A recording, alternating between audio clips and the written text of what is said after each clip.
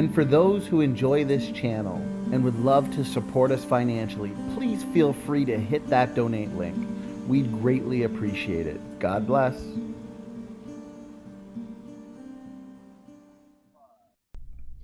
Okay, looks like we're live here. It is the Sal versus Dan debate after show. We're going to have some fun here tonight. It was a really, really good debate, even though it was 2.5 hours long or so. I mean, to me, it flew by. Great visuals and presentations from both sides. I guess before I give my opinion on the debate, I'll give a couple announcements, and then I'll let everyone else go and give their opinion first. You can see on the screen here the template. We've got Dr. Hovind, Dr. Dino himself, and Ron Garrett. Dr. Garrett debating creation evolution next week, actually at 8:30 EST. So be there for that. That's going to be a lot of fun. But yeah, why don't we, enough for me, why don't we start with, we've got John here, praise Gavin, and the man of the hour himself, Brother Sal, you did a great job. Why don't we just kind of go around the room and everybody can give their thoughts and feelings as to how the debate went. Praise, what did you think? What did you think of the debate? I thought it was a very technical debate, like always with those guys. But they're higher than normal idiots like us. But I did gain a couple things. One of them, I think, this other Dan, who was Sal's opponent, he was trying to hijack, I think, genetic entropy through reproduction or through sexual selection, I guess, whatever it's called. And I think he was trying to do that underhandingly. So I mean, that's what I got out of it. But maybe you guys want to go expound upon that. Yeah, what do you think, John? How do you think it went? I mean, I think overall the debate was great. Yeah, you praised the the first, I'd say 35 minutes was an obvious attempt by Dan to debunk any following arguments by going into ridiculous, Sal used a great word, lawyering of wording of, did you say absolutely or almost all, kind of thing. Like, are you kidding me? Like, that's what we're arguing over, whether it's 99.99% or 100%. I mean, come on. And I think he was desperate to debunk the entire premise of genetic entropy, and because either he was unprepared for, or he knew that following arguments Sal was going to make were going to take on a much different dynamic if he wasn't able to try and blunt the significance of genetic entropy. Yeah, and you know what? I want to point out something real quick before I forget, and I'm going to try and represent Brother Sal's argument as best as I can, but I really enjoyed your opening statement there, Sal. It was really informative. I like the visuals, but I really like the point you made, because it seemed Dr. Dan's one of his main goal was to show why he believes most of the genome is junk, right? Neutral junk. He pointed to a couple papers saying that there's a functional constraint of roughly 11% to 25%, which I mean, personally, I think that's ridiculous, and I think you demonstrated why that's ridiculous in the debate. But I liked in the opening how you pointed out the fact that even if the genome was only 11% functional, based on the accumulating deleterious mutations, that still is a major problem for evolutionary theory. So yeah, the evidence does seem to suggest that the genome is a lot more functional than definitely a lot more functional than the evolutionists have ever thought. But even if you just said agree to disagree, you can have your 10 or 11% functional, and that's still a huge problem for you. So I thought that was a really, really good point there, Sal. Shalom. Shalom. Gavin. Shalom. Hi. Shalom, gentlemen. ¿Cómo estás, Sal? ¿Cómo está? Mabute. Hey guys. Hey, Tog. Nice to Hey, see good you. to Oh, we got a guys. party here. Got Tog Stupid too. whore Yeah, energy. we got room for everybody now. This is the definition of a party. Yeah. I'll So just give you a really quick synopsis. yeah, go of ahead, the brother. contest, of the contest. Look, it went the distance, which was unsurprising. But on my scorecard, I had Sal winning every round by a country mile, especially the first round. It was a 10-8 round to Sal, because his opponent was just not up to gentlemanly debatemanship standard, and I find it difficult nowadays to be debating or watch a debate against maybe an evolutionist or an atheist, and they can't help but resort to tactics that are not particularly honest. So I had Sal winning it in a shutout by miles, a canter. Yeah, no, it was definitely a good debate, and I have to give Dr. Dan credit too. You know, he came with some good visuals. Overall, it was a good scientific discussion, as Brother Sal said at the beginning. You know, it's every nerd's dream kind of thing. So I got a lot out of it. I really enjoyed the back and forth. My wife was sitting next to me, confused as heck, but Well, you know, one of the things that I really took away from this was yes, Dan showed a few papers in support of his positions, but the vast majority of his arguments were hypothetical supposition.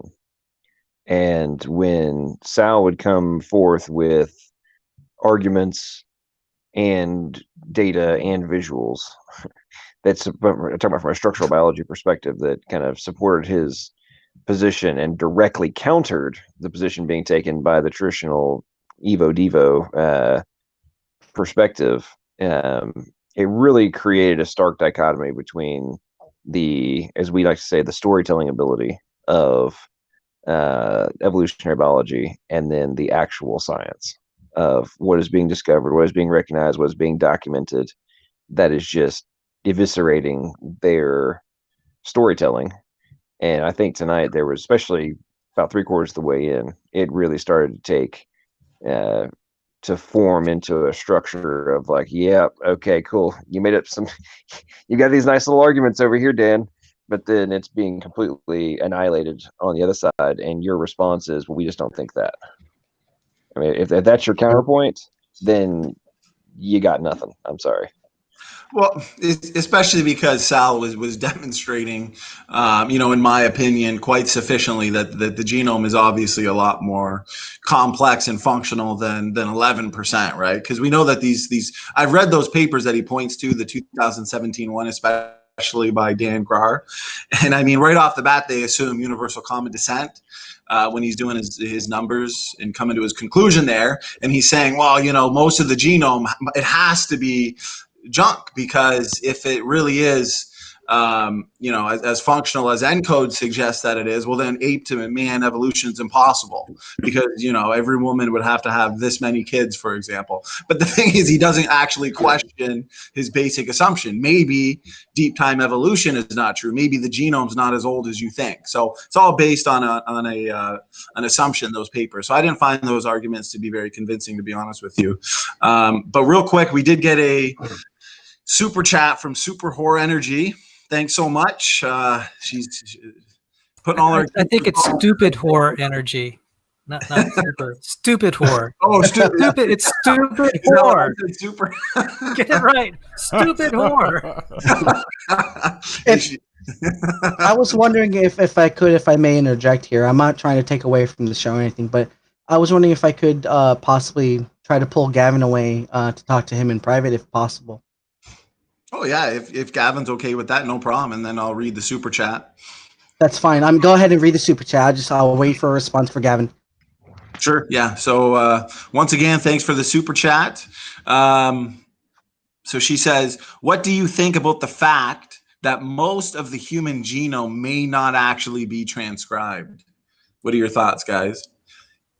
I think that would echo the point that a lot of the DNA is structural, just like I said, a structural scaffold. And I hope that was clear, at least with the 4D nucleome. So there's a lot that is used as a structural substance. It's not, you know, it is material that can have multiple uses. One of the uses is to code for proteins, and it can be transcribed, but it has other properties that make it possible to act in the 4D nucleome, because it ends up being very nice binding sites for molecular machines. So there was a reason I put the scaffold picture up there. I said we have to stop thinking of DNA as, you know, having to be transcribed to be able to be functional. If it's a scaffold, it can work as a scaffold. It doesn't have to be transcribed to be functional. So maybe this is the one time I probably had a good answer to Stupid Whore's questions. So, so I really want to thank you, by the way, Stupid Whore, for supporting our channel. I think Sal is getting a serious. Someone a stupid whore. Sal's getting a serious kick out of this right now. Serious entertainment from Stupid Whore Energy. Well, I gotta say, Stupid Whore Energy keeps it fun, keeps it interesting, especially in the Q&A. Even John in our last 2-on-2 debate there with Team Skeptic, I mean, with all her super chats, her and I pretty much had a separate debate on chromosome 2 fusions. She keeps it fun. I'll put it that way. We definitely don't mind her. But you know, as a quick interjection in line with what Sal was talking about on the scaffolding is, and this is what just blows my mind on the refusal to accept the hardware software aspect of all of this, and the physical manifestation of engineering. And it's like, okay, let's think about your computer for just a second, folks.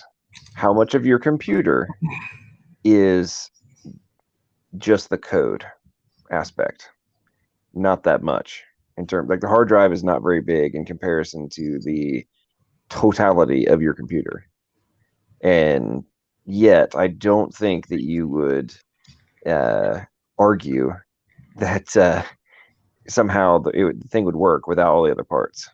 You wouldn't even turn on, and yet somehow, because a smaller percentage of our genome is quote unquote coding, somehow we're supposed to suspend all of the different mechanisms that allow for the execution and expression of it. If I may, can I jump in real quick? This was just a quick... No, you're not allowed praise. Sorry. I thought that the non-coding regions of the genome, I thought they found that out. It was transcribing, so I'm not sure what that argument is. That true? I guess, is that a myth or? Well, ENCODE revealed that over 80% of the non-coding areas is actively transcribed in RNA. Now, their definition that they use was specific biochemical activity. So oftentimes the evolutionists will say that that's a flawed definition, and maybe a lot of this transcription is what they call spurious transcription, and it's not really useful functionality kind of thing. So that's where the debate lies. That's why I typically point out to the significance of genetic knockout experiments.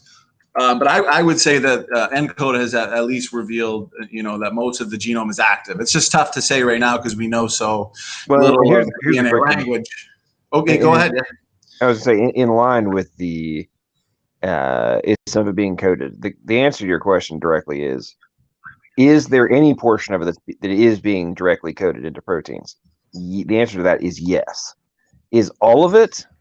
Not necessarily, or we haven't discovered all of what it may be doing, or maybe could be specific instances. There's all sorts of things we don't know about that. But the answer, they can no longer say that there is nothing directly coding that's happening. There are examples where it is, where they had not realized it before. So that's in a lot of those instances, it's directly skipping, even going to the ribosome, to like a traditional gene expression would be done. So that's one of the things they're having to run into and explain is, okay, wait a minute, this is being expressed, but just not in the traditional sense. Have we even been paying attention we didn't see it going down the normal funnel, so we thought nothing was going on. Now we're realizing, oh wait, something else is happening over here, and that's go ahead, man. Oh, no, I was just going to say, Yeah. Sal can speak to this as well. Like, less than 2% of the DNA actually codes for protein. So I know that evolutionists have always said maybe there's a little bit of regulatory function, a few other functions in those non-coding areas, but they definitely didn't expect there to be as much activity there as we now know exists in that region, for example, because, and John and I talk about it all the time, many different types of those non-protein coding RNAs seem to be regulating almost every single level of gene activity in the genome. So that's why I'm baffled when they could say that the genome is functional wise is somewhere between 11% and 25%, because I think that's clearly demonstrated to be wrong. I'm sorry, go ahead, Sal. I wanted to say there are two aspects, and Dan really did, we did negotiate how we're going to handle the segments, but I felt he was dominating his segments and not letting me speak. And then when it was my segment, he was interrupting me. But I'm not going to fault him for that, because we should have negotiated that and made it clear, because he always does try to abide by the contracts we had. So I want to make it clear I'm not going to fault him for that. That was probably just a failure on both our parts.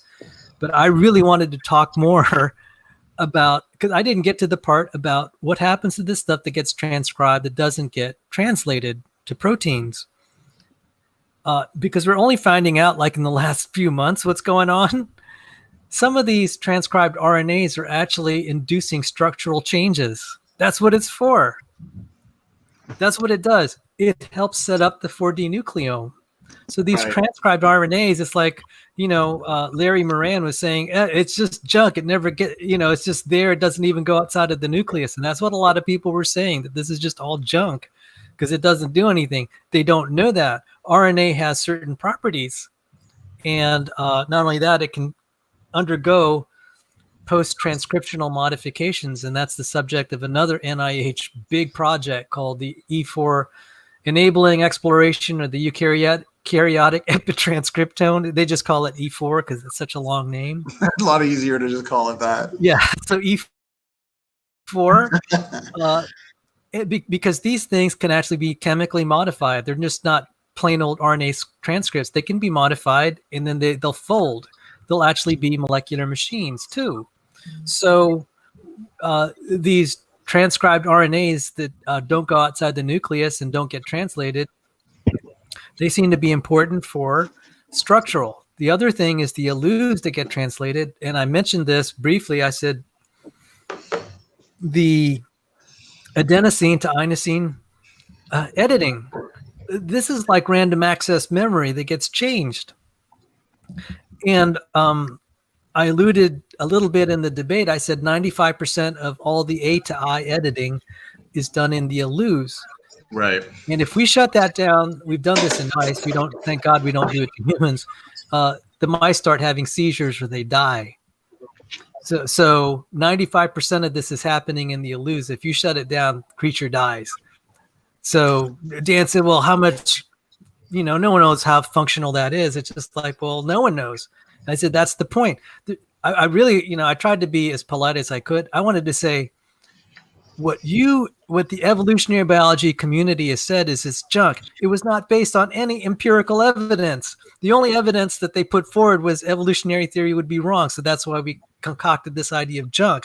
And I wanted to say that is not science. That's dogma. And it's been, and maybe he didn't like it. I said a famous molecular biologist said that was the biggest mistake in the history of molecular biology. And it was by evolutionary biologists. And I didn't want to insult him and feel too much, but I said, what good are you, what good is all this? This isn't science. It's not helping us. It's not advancing our understanding of how the genome works, how cell differentiation or anything in biology. In fact, it's hindered it. It's the biggest mistake in the history of molecular biology. And I didn't want to, I didn't want to be rude because he was kind enough to let me share the debate stage, and I owe him for that, and I'm grateful. But if it were someone like James Downward, I probably would not have been so nice.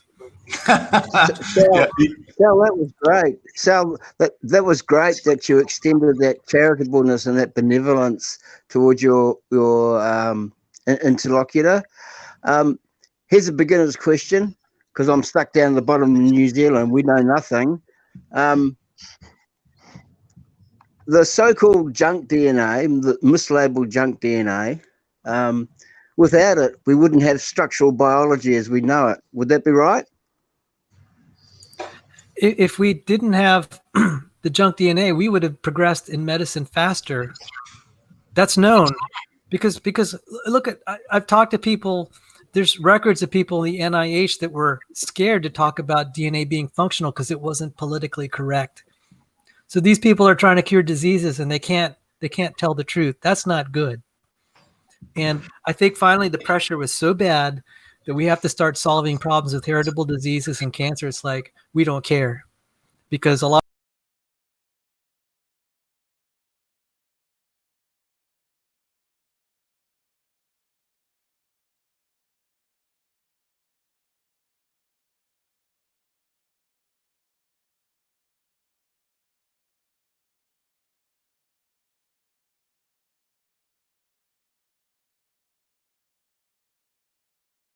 system to show that chromatin extrusion loop. I said, just look at this. Do you think something like that spaghetti? It looks like spaghetti. It's so coordinated to make a human being in every cell. No one can build anything that incredible. Great point. Thanks, Sal. Actually, so I've got one question and two more super chats I want to get to real quick. But before I do, because you were talking about that A to I editing, Sal, and how those ALUs are so instrumental in that process. Because I've actually got contested bones in front of me, and I love that section in the book on ALUs and the how functional they are and what they're important for, and how they're acting like an active RAM. You assisted in that chapter, Oh yes, yes. Yeah. Dr. Sanford said, "Sal, I'm sorry I didn't acknowledge you." So that's why it was really nice that he made that video, and he acknowledged me great video. for other things. And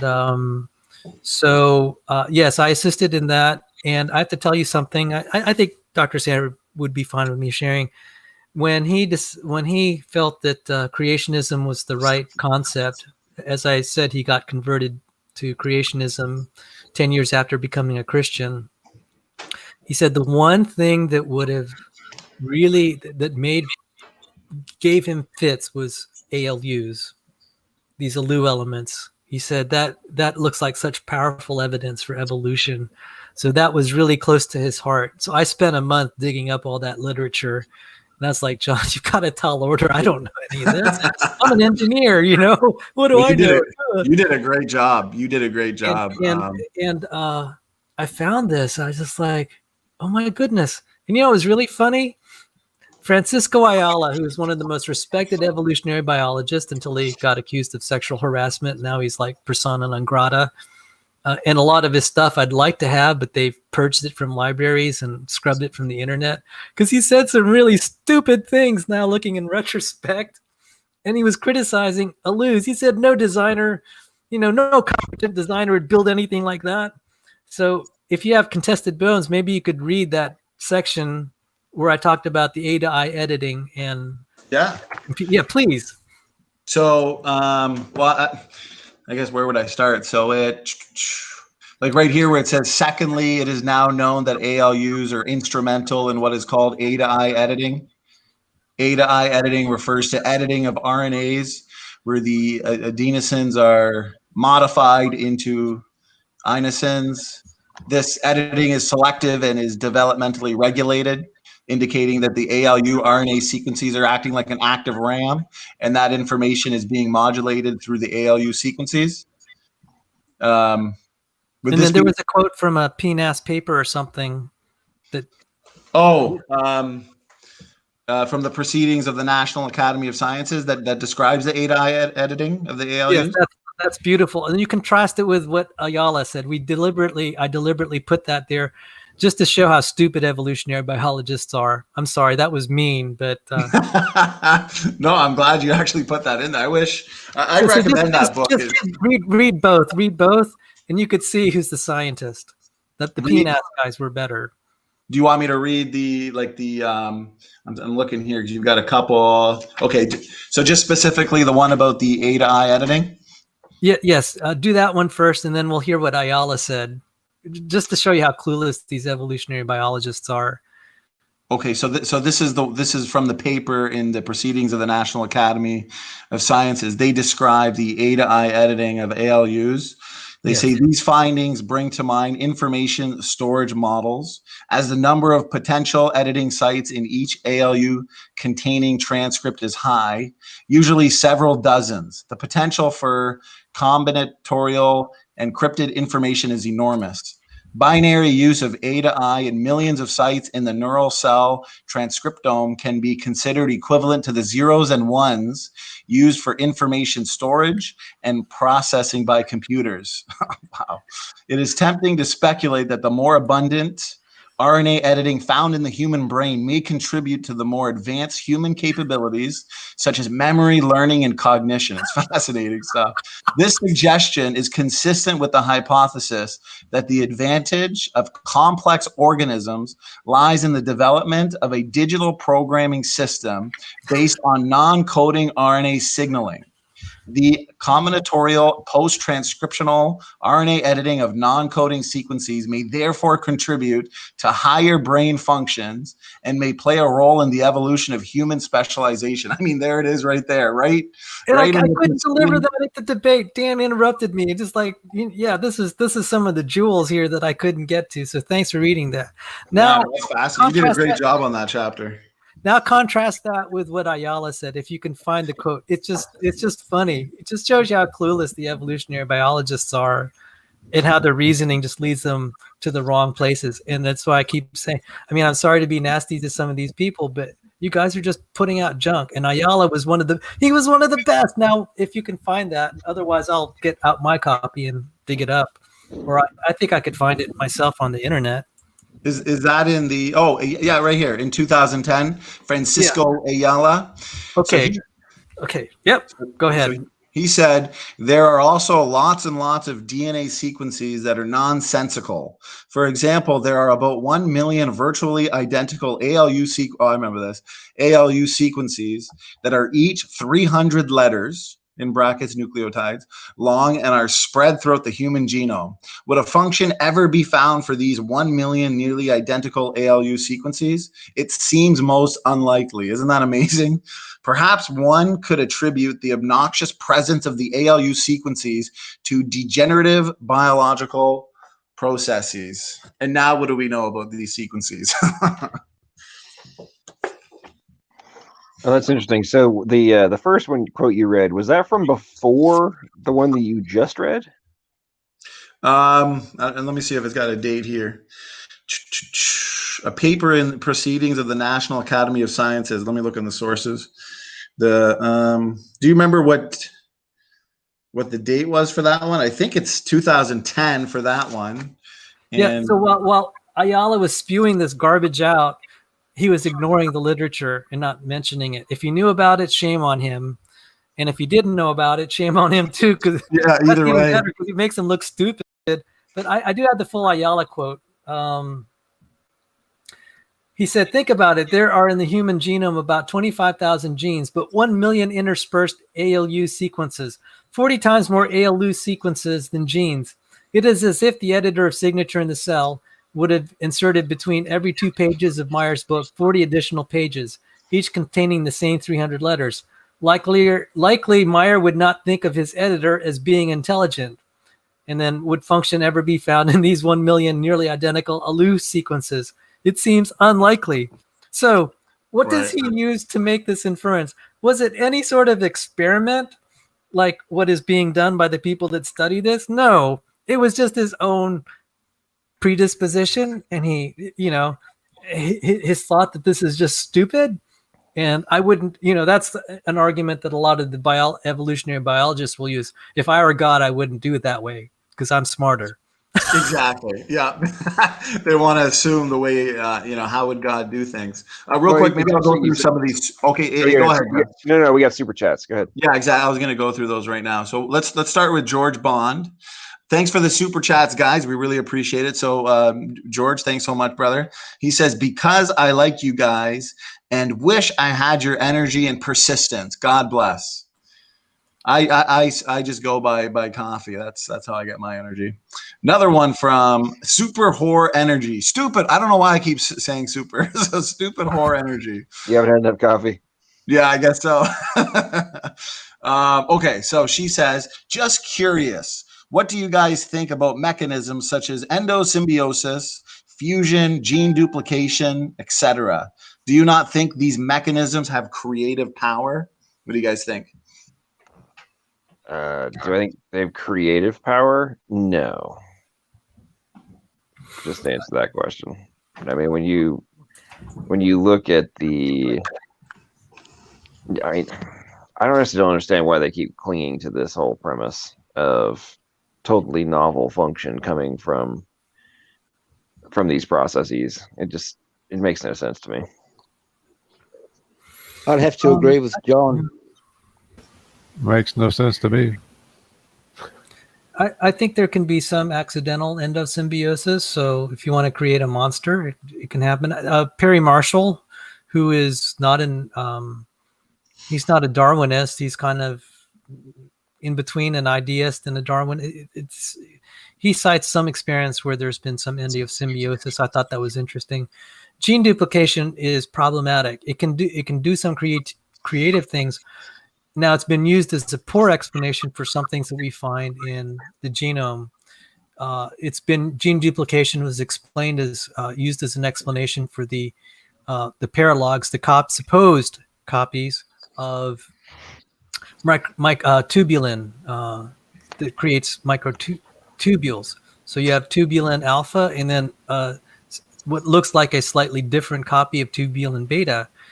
If you don't have simultaneously both paralogs, the microtubule won't form. So did gene duplication? I mean, it makes no sense to build a microtubule with only just one version because it's not going to work. You need to have so a quick interjection to the point you're making there is so much of this stuff of, it must be a gene duplicate or a slight variation of a gene duplicate. The point you're making is that is it necessarily a duplicate with modification or a designed? And it's the same thing. I was actually on a little tangent about this the other day with SFT in regards to, I was reading through a paper and they were talking about the deletions and insertions. And I'm like, just the assumption of deletion and insertion is a massive one. Yeah. And this applies to the point where we're talking about right now of you're saying because this isn't here, therefore it must be an insertion and vice versa. Yep. How about it just never was there? But, it's everything's hypothetical. Sorry, continue. So. And the thing is that I said, guys, this is ridiculous. You're using gene duplication as an explanation. Without those microtubules that are very important for mitosis, you have probably a dead creature. So how did it evolve if you didn't have both quote unquote copies? If you didn't have both duplicates there that are supposedly evolved from each other or a common ancestor, how did it not die in the process? And so one evolutionary grad student thought he'd be clever and he said, hey, read this. And I read it and I laughed. I said, do you realize they're practically invoking miracles to solve this problem? They're talking about simultaneous gene fusion into two duplicates for no good reason. And I was just like, yeah, this is, I do think there are some gene duplicates. I mean, we could see it in the genome, but some of these that are functional and for the enzyme that I study, the topoisomerase, the alpha and beta, they're very complementary. If you don't have one of the copies, you die. So it's like, well, how do you get around that? Like the topoisomerase beta is very important for the 4D nucleome. So, but what I alluded to it in the debate, I said, the way we're going to settle all this the more evidence we find that the fossil record is young or the Earth is young, then it's done. It's I don't know any evolution. Yeah, it's a done deal at that If you point. take the time away from them, they got Yeah, it's nothing done. else. Yeah. Well, so I had to step away for a second, but I did catch kind of the last part you were saying on gene duplication. Let's say, even if the evolutionists would say, for sake of argument, that we are degenerating and we've accumulated these deleterious mutations. If you're duplicating a region of the genome that has accumulated deleterious mutations, aren't you just duplicating the degeneration? I mean, you're duplicating an already degenerate section of the genome. Doesn't that just speed up the degeneration process? I think so. Yeah. Yeah. You got kind of thought that came to mind. That yeah. I don't know if that would make things better for them. Yeah, I do think there are some ERVs that are junk, and there's part of the mouse genome that's just a total mess. Like I saw it, 16 megabases. It's just huge. It's a disaster. SOT, maybe this is a good time to introduce your book that you just released. Yeah, book. Well, John gave me the opportunity over on his channel to advertise for it. So we just put out a trailer for it with the links in the description box. So you can follow those links. We've got a couple more handbooks, probably should be good and published by the end of July. But yeah, the colored version is available, and the black and white one is available too. The black and white one's very affordable, so but the color one is nice too. So yeah, thanks there, Praise. And that being said, maybe we got the super chats coming through, so this is nice. John, did you want me to read the next super chat, or did you want to do it? I think I can read it for you. Hang on, let me pull it back up. Super Horror Energy about the ribosome. I didn't see the one about the ribozyme. Sorry. Okay. Right. The super stupid Horror Energy. How does the ribosome give you pause that it is the central process that makes protein in terms of RNA world? Well, for me,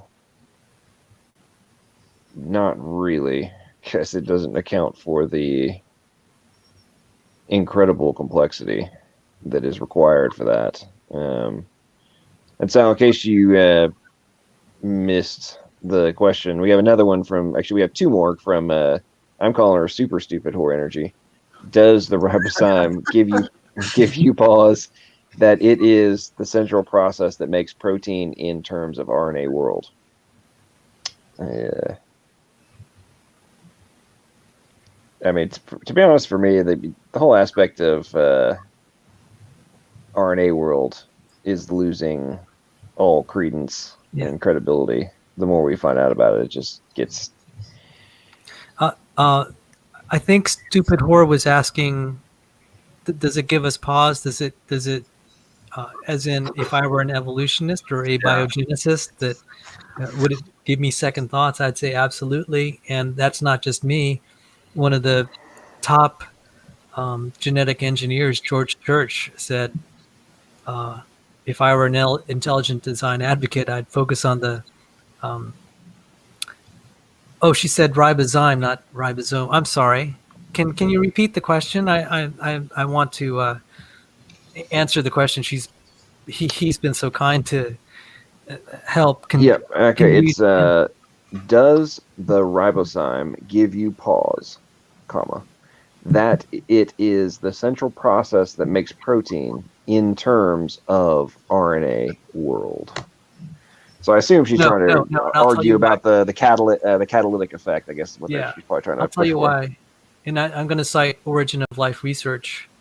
Steve Benner himself said this is a problem because you don't want, you don't want something that has catalytic ability to also be your source of basically being a gene. I don't know why he came up with that.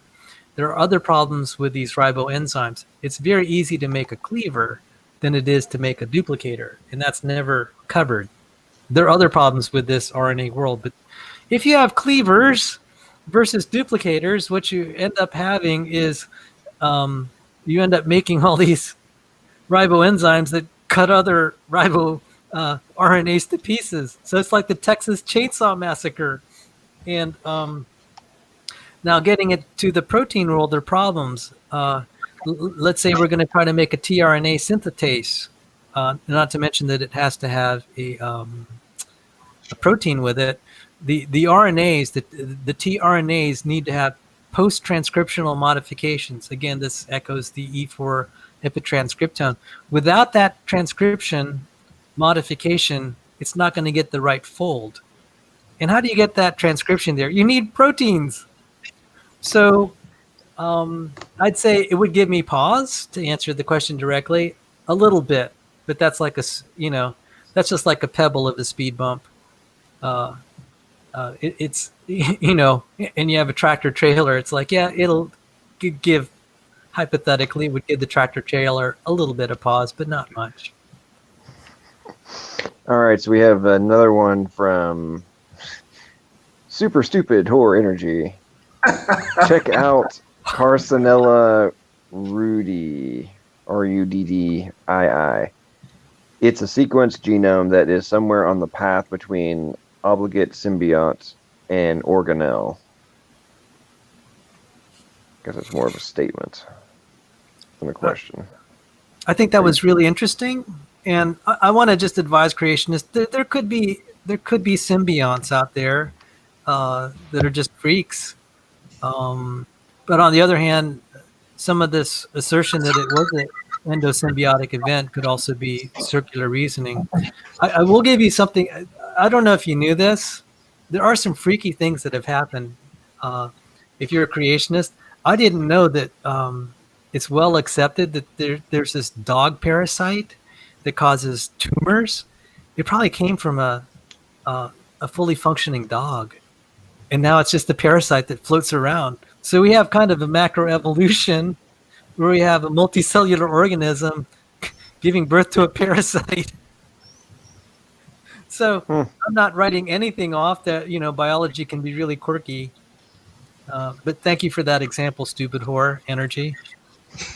It's good when you do that pause before the energy. I think Sal was getting a ridiculous amount of entertainment during the debate question and answer tonight of saying stupid horror energy. Thank you so much. He's got that name that's definitely fun to say. Well said, John. Well said.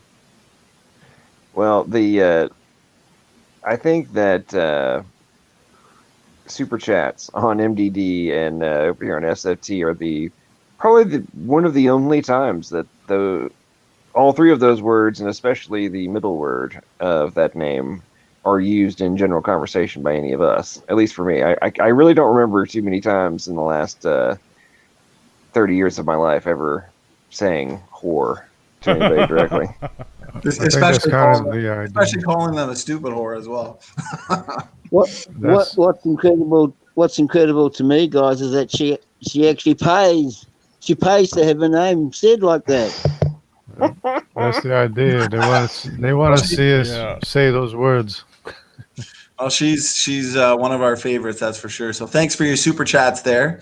Actually, I guess this is kind of going back to something we were talking about earlier, but it came to me, and I forgot to say it earlier because of how much Dr. Dan there was emphasizing that the genome is somewhere between 11% and 25%. He seems to be more around the 11%, his personal opinion. But one thing that strikes me is the developmental process. For example, all those hundreds of different cell types in different organs that going from a single-celled egg into a fully formed organism, right? And all this coordination and communication that's going on with all these different cells and cell types. Well, that programming has to be somewhere in the genome.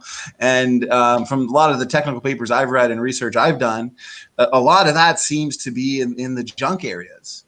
But so everything in the protein coding areas, everything in the non-coding, including your developmental windows and the functions in those different developmental stages, all within 11%. That just seems hard to believe. Is that a misnomer now? The word junk DNA? Should we not use that anymore, Sal? Do you agree with that? That was really funny. Were you saying, well, we really don't use that word anymore? It's like, well, yeah, I guess if his field, which is evolutionary biology, said something stupid, you want to cover it up because that's a big embarrassment. Yeah, that really annoyed me too. Keep using that name just to remind everyone, what actually happened. Because I do not want the evolutionary biologists claiming credit for figuring out how this non-coding DNA worked, because they did a lot to destroy. That's right. A lot of the work. This is politics.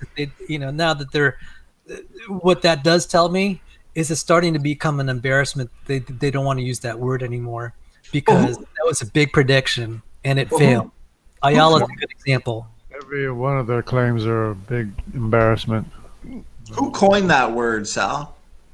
Was it 1972? And the backstory on that, John Sanford and I have written a paper, submitted it to 8 publishers that's critical of Ono on another hypothesis, and we just totally destroyed them. But the editors got back to us, said, "You're correct, but we're not publishing." And you're correct, we're not publishing because it goes against their. Okay, well, a quick question then: if someone like Dan and I guess the greater portion of your critics are trying to say, and for example, Dan Grahr himself is trying to say that the genome's no more than 11 to 25% functional. Well, then why? Obviously, they're not against junk DNA then, because then what's the rest of the genome? It's got to be the evolutionary leftovers, genomic fossils, junk DNA. So if they're saying we don't use that anymore, but they're implying that that's exactly what the greater portion of the genome. Sorry, I was talking to him. Isn't that kind of circular? Isn't that kind of like a contradiction in their thinking? Yeah, their thinking's messed up. I will caution creationists. I do think there is a lot of junk in the genome. We don't know how much. It's because of genetic entropy. I've seen it in the mouse genome. Right. There's like 60 megabases. It's like, yeah, even a creationist ought to say this is garbage. I have seen pseudogenes when I do gene browsing. The lambda 3,4 interferon gene that was assigned to me by an evolutionary biology professor. I said, yeah, you're right. That does look like a breakdown. And so we there could be spaces there. I do think some of the transposons are junk, but what I don't think is that it could be that this could have evolved, because the reason is it's evident when we start to have some of these insertions, it starts to do bad things. There's a high incidence, a distressingly high incidence, and Ayala actually cited this, that maybe 1 in 20 there are all these new insertions going on with each generation. These are insertion mutations with the transposon. And he said a lot of them are implicated in disease. And Dr. Sanford and I were talking, and I think I can share this, is that both he and I agreed that there's no way that our genome could have tolerated that much insertion without dying. Because it has such an effect. And then now that we know about these A to I editing, if you mess up, it was describing this in terms of the computer memory. If you start throwing just random stuff and changing the hardware, which is what transposon insertions would do, that could be really bad. And I would be careful to say, not to say the whole genome's functional. I don't know how much is. I also think that and I alluded to it a little bit when I cited progeria in the debate. I said, if you have just a little bit of structural defect, these poor kids end up dying at age 13 from premature aging. I don't know, just as an aside, I actually find it now very believable that we could have lived thousands of years, because maybe that was the normal, so to speak. And we're kind of like the premature deaths now, and we just don't realize it because, we didn't know Methuselah. But when I saw that thing about progeria, I said that was just one lamin protein. One protein made a guy live 6 times shorter than normal. And it's like, well, then maybe we could have lived thousands of years, and maybe just a few changes structurally, and we were toast. That's all it took. So I got a question. I heard a while back that in our immune system that it actually encourages mutations for the sake of identifying, various cures for viruses and stuff. You know anything about that, or is that true? I don't know anything about that. I'm sorry.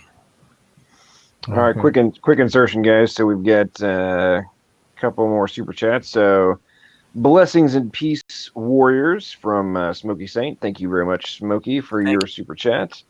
And then we've got Super Stupid Horror Energy strikes again. How can you say that when we can only do genetic diagnosis by whole exome capture, which roughly consists of 1% of the genome? I think we ought to let Super Horror Energy. She's earned the right to come join our panel. Maybe he can explain, or if you prefer chat, so we don't hear your voice, that's I think it's also a she, fine. though. Yeah. I think it might be a she. Oh yeah, stupid horror. Hey, Sal, you'll probably like this one. This is from, the reason I said that is I actually don't quite understand the question, and if she would like to type in a little more, I'm not familiar with the terms. I can tell her to maybe elaborate in the. Yeah, could you elaborate? Because I'm not too sure either, to be honest with you. The questions I don't want to just. All right, so you'll like this one. So this is from Redefine Living. Is topoisomerase the same or similar to a transposase? It's totally different. It's totally different. As far as I know, I've never known it to be. They may have some domains or motifs that are similar, but I've never heard it characterized as similar to a transposase. A transposase, let me see if I get this right. It is a cut and paste enzyme. So it could take one piece of DNA and then transpose it to another part of the genome and insert it. So it's like cut and paste. So there are some class, I think that's the class 2 transposon. That's only about 2% of the genome that is subject to that. Topoisomerase doesn't do cut and paste. It just cuts, unwinds, and then reconnects. It's not cut and paste. Oh, snap, everybody. Super Stupid Horror Energy just said, let me get my mic. Now, I do want to say only if she wants to. I don't ever like making anybody feel obligated, like it's a challenge or anything. If she wants to come in, anybody's always welcome. I'd let her come in. I wanted to come in and talk. And we want to hear what I she would has love to to. say. I just say I don't want anyone to feel. Oh yeah, I know that. Yeah, we want to I don't respect people's care. I wanted to privacy. come in anyway. Yeah, because I know some really people good want point on privacy. exome capture. Exome capture. I didn't understand that, and I she's been so generous to be giving these donations. Yeah, the original question was, how can you I don't know what say exome capture is. The original question was, how can you say that when we can only do genetic diagnosis by whole exome capture, which roughly consists of 1% of the genome? That was the original question. Yeah, I'm not, that's, I'd like to understand the question more. Yeah, because the exome, I would presume, are the exons. Is that, so we just do, okay, exome, I'll read it to you. Exome sequencing, known as whole exome sequencing, is a genomic technique for sequencing all of the protein coding regions of genes in the genome known as the exome. Consists of 2 steps. The first step is to select only the subset of DNA that encodes proteins. These regions are known. It's exons they're going after. Humans have about 180,000 exons, constituting about 1% of the human genome. Yeah, blah blah blah. Okay, so she said, how can you say that? And I wanted to know what it was that I said that was or what someone said that said, "How can you say that?" What was it that was said? I, before she comes in and elaborates, if she'd like, I would like your thoughts, Brother Sal, on, for example, I think it was in the Q&A, they brought up co-option to explain the functions in the endogenous retroviruses and some of the other retrotransposons. Kind of like they bring up de novo gene synthesis to explain the orphan genes. What are your thoughts on those two mechanisms? Do you find them to be circular arguments, or? As I said, the way this will all ultimately be settled, there are people that are friendly on the ID camp, like I would consider Michael Behe and Stephen Meyer. They're part of our crew,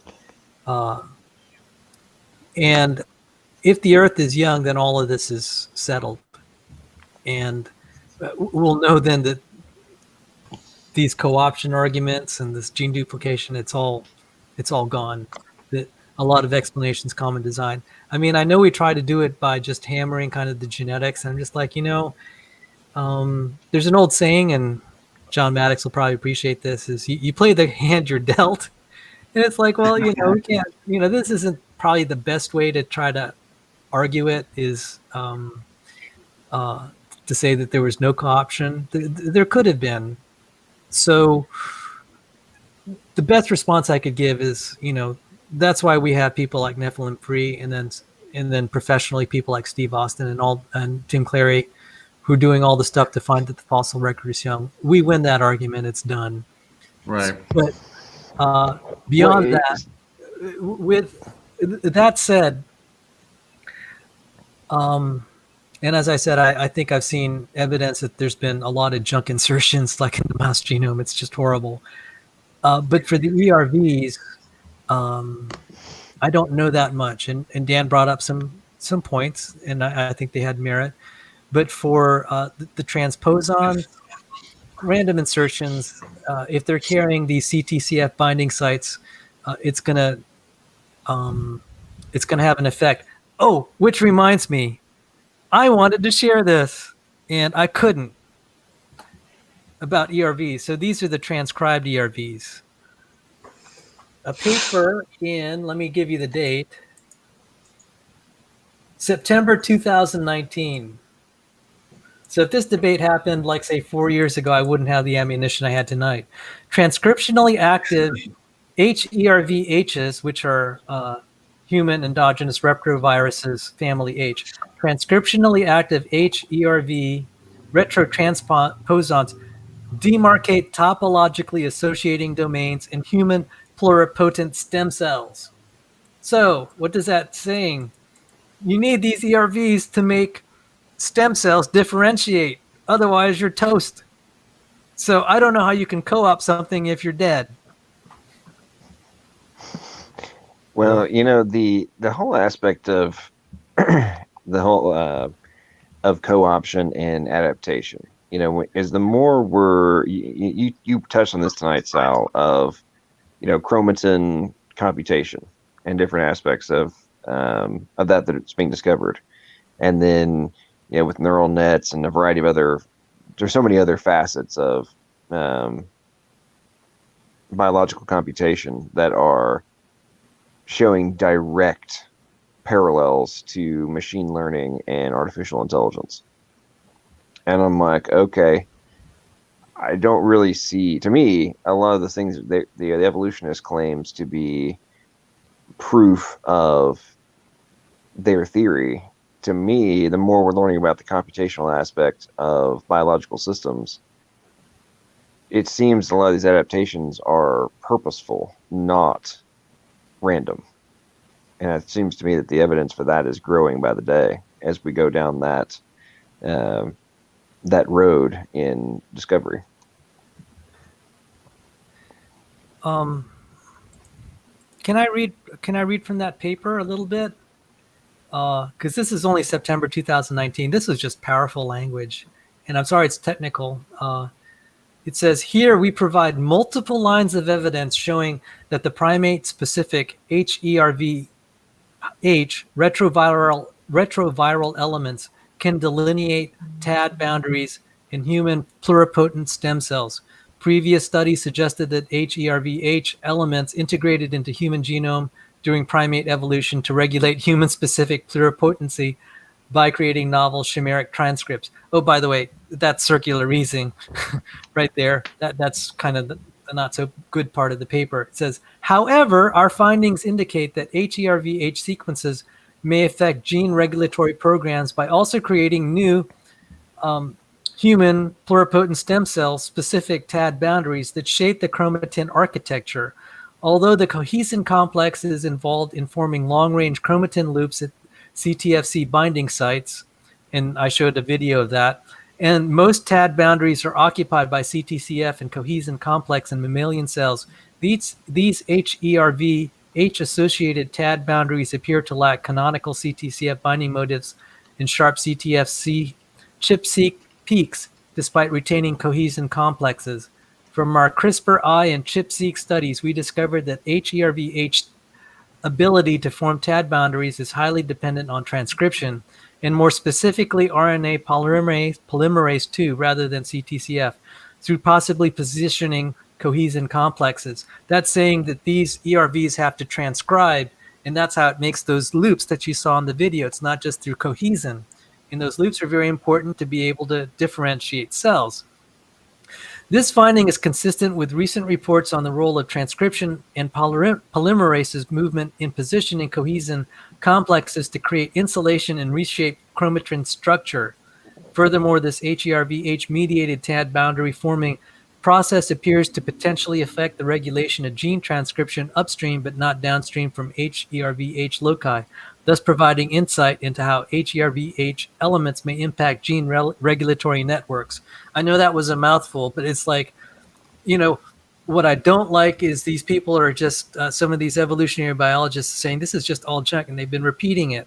And in the 2018 International Conference on Creationism, John said, Dr. Sanford said to me, Sal, I want you to look and find out functions for endogenous retroviruses in the literature. And I said, John, I don't know what I'm going to do. I've been looking at this and I didn't see anything. That was 2018. See what a difference a year makes? and that's why I wanted to show the 4D nucleome. These ERVs are really important, the ones that are expressed. There may be some that are not transcribed. It doesn't mean that they were necessarily mistakes either. We just don't know. But there's evidence that these also were important to forming the chromatin. And the chromatin that you are seeing in the 4D nucleome, it changes between cell types. There's just so much we don't know. I mean, there are at least 300 canonical cell types. We could probably reclassify and say thousands. Until we actually explore every cell type, we don't know what these things are doing. So I was just, I don't know how we got off on that. Someone was asking what happens to these ERVs and co-options. I just don't see anything this complex, because how can you co-opt something if you're dead? Well, that's a very good point, Sal. And to go back to the point you made about playing the hand that you're dealt, I would agree with you, except in this context, and I'm talking more from a predictive standpoint, is I would be willing to put my chips all in that on the gamble that we're going to just continue to find things like what you just read about, that will just continue to be a snowball effect of additional complexity and control layers that are required for life to exist, that continue to build the case in favor of the designer requirement. And I don't know, I feel pretty confident in that bluff. I wouldn't view that as a bluff. to put it directly, it's hey, let's go. I'm pretty sure that I've got my open-ended straight flush draw. Let's roll. Yeah. You know, and, I'd say you might have a winning hand there, but that's why I'm not a poker player. I'm a blackjack player. But I would root for you to win the hand, by the way. So. Well, I think the same logic that applies to the blackjack hand, right? Of you extrapolate it out, whatever, you know, we're making gambling analogies right now, but I guess the point I'm making is these are not, you know, these predictions are not random. They're not just pure, you know, the drunk idiot at the blackjack table. It's the calculated card counter that has now recognized, you know, it's time to go, time to bet. Let me say this. I wouldn't want to be betting on what those who are advocating junk DNA. They're just trashing their reputations, their embarrassments. Ayala people like Ayala, and it'd be a bad bet to say we're not going to find more function. That's just my feeling. And that all the way went back to when to that paper I cited where 90% of heritable diseases with single nucleotide polymorphisms happen in non-coding regions. That's just kind of a nice superficial guideline that, this could be bad. And when I was at ENCODE 2015, I remember the guy sitting to my right, and I wish I remembered his name. He'd studied one gene for 20 years. And he spoke up at the end of the meeting and challenged the leaders in ENCODE. He said, one of you guys are going to be tracking these repetitive elements. I have good evidence. He said, oh, yeah, that's not something that we track specifically. We do it, as part of our database, but not a separate database. He said, yeah, I have good molecular evidence, and I've been hearing that. So I expect the same for ERVs. Just like you said, because you read this, it's just like, this is really exciting. This is some really cool stuff. Well, also, when you're looking at it from the big picture perspective, and the things you touched on this towards the end of the trans chromosomal gene regulatory components, the link RNAs, those different things that are showing dramatically new knowledge of these regulatory components. You're starting to see at least for me, it's a very obvious high-level engineering that we're just barely scratching the surface on. And we've talked about this before. The folks have made the point of, oh, cool, so you're trying to argue that the equivalent of 80 megabytes of data is enabling the human body to exist. Like, I don't believe you. I think you're living in fantasy land if you think that's actually possible. I mean, so you're telling me that the human brain that can store 2.5 petabytes of data somehow exists on less than 80 megabytes of information? I don't believe you. It's a. And I want to add one thing. That's a good observation. And when we think even of the entire genome, even if it were functional, would be about. I used to know the figure, less than a gigabyte, about a gigabyte. Yeah, it's like I think they'd say like 880 megabytes, something like that. Yeah. Yeah. However, that doesn't seem enough. So some developmental biologists and glycobiologists, the last people you want to ask are evolutionary biologists. They don't have a clue. The glycobiologists and developmental biologists have suggested that the heritable information that does development is not in the genome, it's in the glycome, it's in the glycans, because the glycans can store more data in three-dimensional format. And when I was asking my professor of who taught me chromatin modifications, and he was one of the pioneers that worked on the histone code. Do you remember the pictures of the embryos I was showing that were all lit up and all, and like the little mouse embryo, and yep, I changed this chromatin computer? You could actually see it, which is really great pictures. That was one picture that was shown in class. I asked the professor, does anyone know how that's done, where the information is? And he said, no one knows where it comes from, how that's reprogrammed in development. We know it doesn't come from the genome. So where does it come from? And no one knows. So the suspicion, and this has been in ID literature in obscure spots like Jonathan Wells's book and also Stephen Meyer's book, Darwin's Doubt, they suspect a lot of the information for development is in the glycome. And that's the next frontier of biology. So if you think the genome's really cool, you ain't seen nothing yet. The glycome's the next frontier. Awesome. Well, and it's interesting you talking about that on, whole new, data storage components. And I agree with you. There's got to be additional variables. But the thing that really cracks me up just about from the baseline genome level of like, okay, you guys calculated that number originally based purely on a one-way reading of the data. And now as we're learning more and more about the subsyntax and, oh, wait, this can be read in a different way and this can be read in a different way. And, then you have to calculate. I doubt they're calculating in the data, the result data of miRNA modifications and the post-translational modifications, all those different variables that end up with massively modified outputs. I don't think they're calculating for that data in terms of how much is actually in the genome, even if you're operating 100%.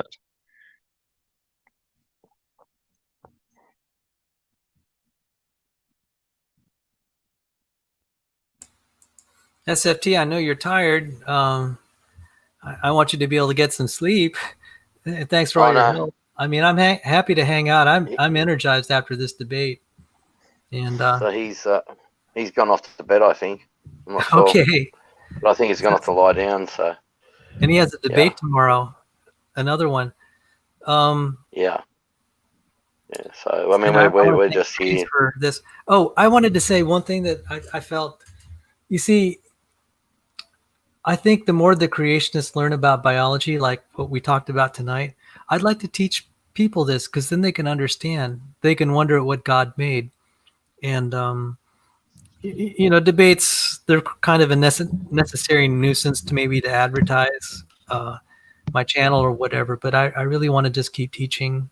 And because Jesus said to consider the lilies of the valley. They neither toil nor spin, yet I tell you, Solomon in all his glory was not arrayed as one of these. And so even the cells of this grass that we, mow down with our lawnmowers and toss it away, the machinery in there is beyond anything we ever can comprehend. And so that verse has new meaning to me. And I think the more that we actually study it and teach it, rather than having debates. See, Dan he was taking, he played the hand the way that he could. He was picking on words and he was arguing about definitions of fitness. He kept saying, do you agree that this is the correct evolutionary definition? I said, you're not going to make me say that. So what do we end up doing? We just end up talking in circles and talking about definitions. We're not studying the biology. And so I really want to just focus more on just teaching biology in the future. So I'm really glad when you all have given me a chance to give lectures. That's more of what I enjoy doing. Well, it's fun they're fun to listen and learn. And for me personally, I've really enjoyed them because it's given me ideas of other rabbit holes to chase, if you will, in terms of, well, that might be worthy of some Googling to find out new interesting aspects of the application to the bigger picture. And I think I've talked about this before, but something I really think that we have the huge advantage on is we're looking for the big picture. They are not. And they claim they are, but the entire worldview and their model doesn't enable you to actually look for a big picture and the overlying architecture if you're going to operate from the purely neo-Darwinian sense. And so I agree with you that people need to be. John, would it be? Yep. So just to jump in, John, that's a great point. Would it be fair to say that secular evolutionary biologists are looking for compartments as opposed to the overall picture?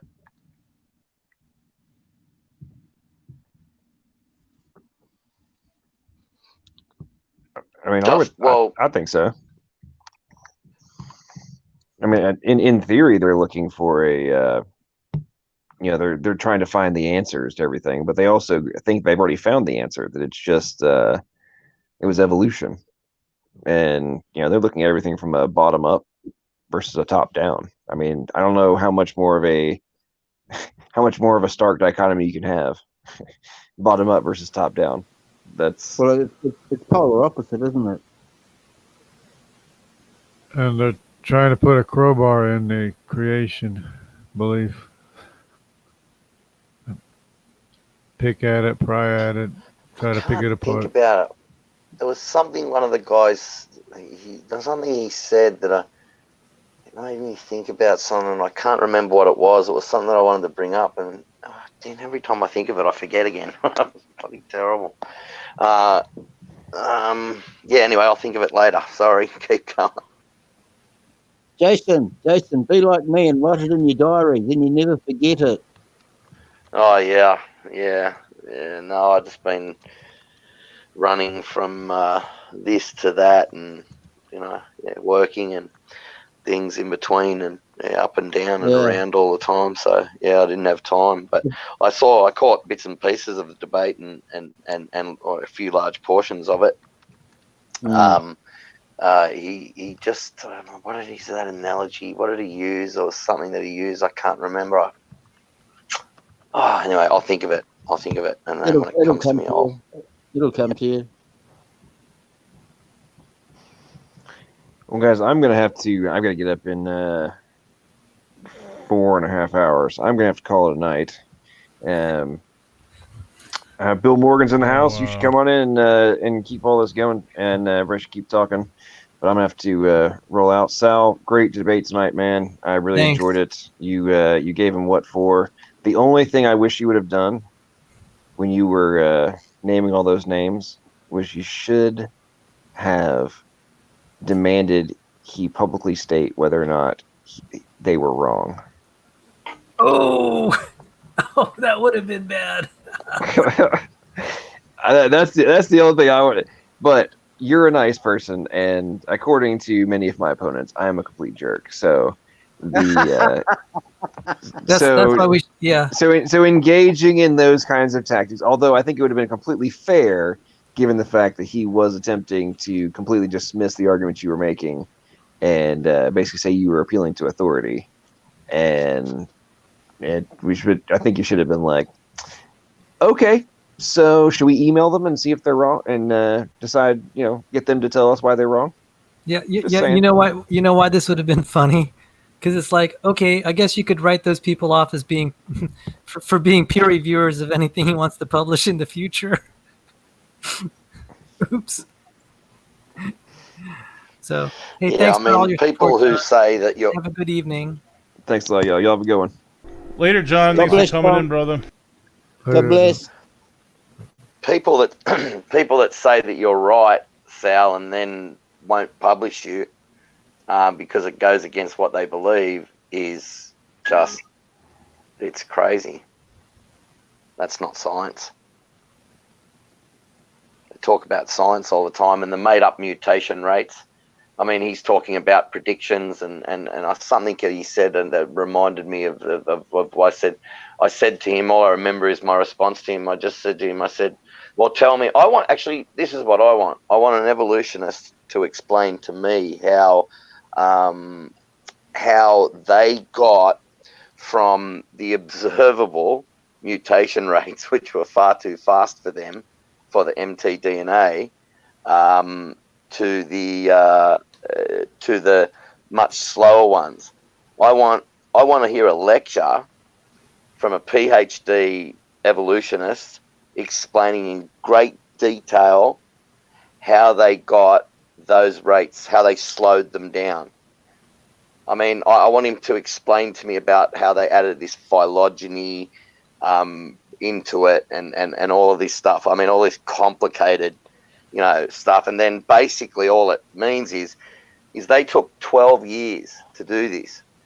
First, they got 6,500 years. And then they came back with better equipment and better data 2 years later, 2 or 3 years later, or 2 years later, say. And they got 6,000 years, which was, even closer to what the Bible says.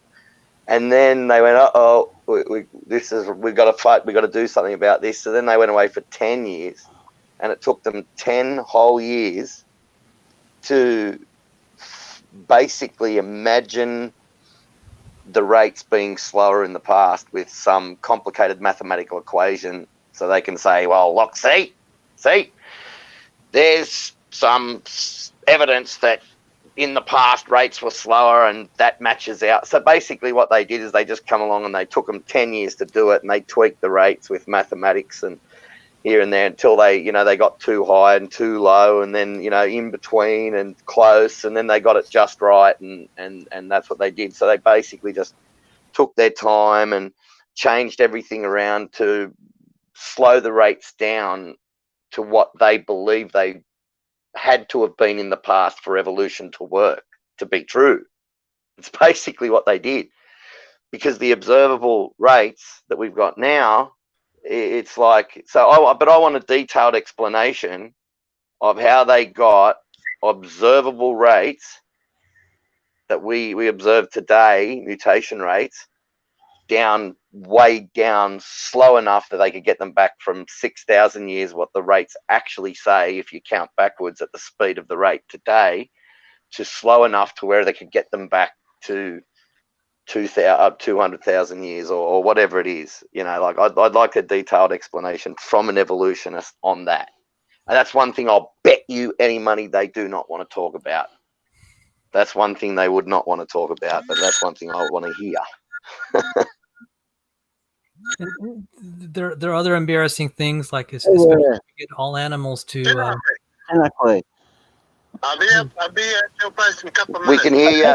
Okay, I'll wait at the front. I'll be right there. Okay.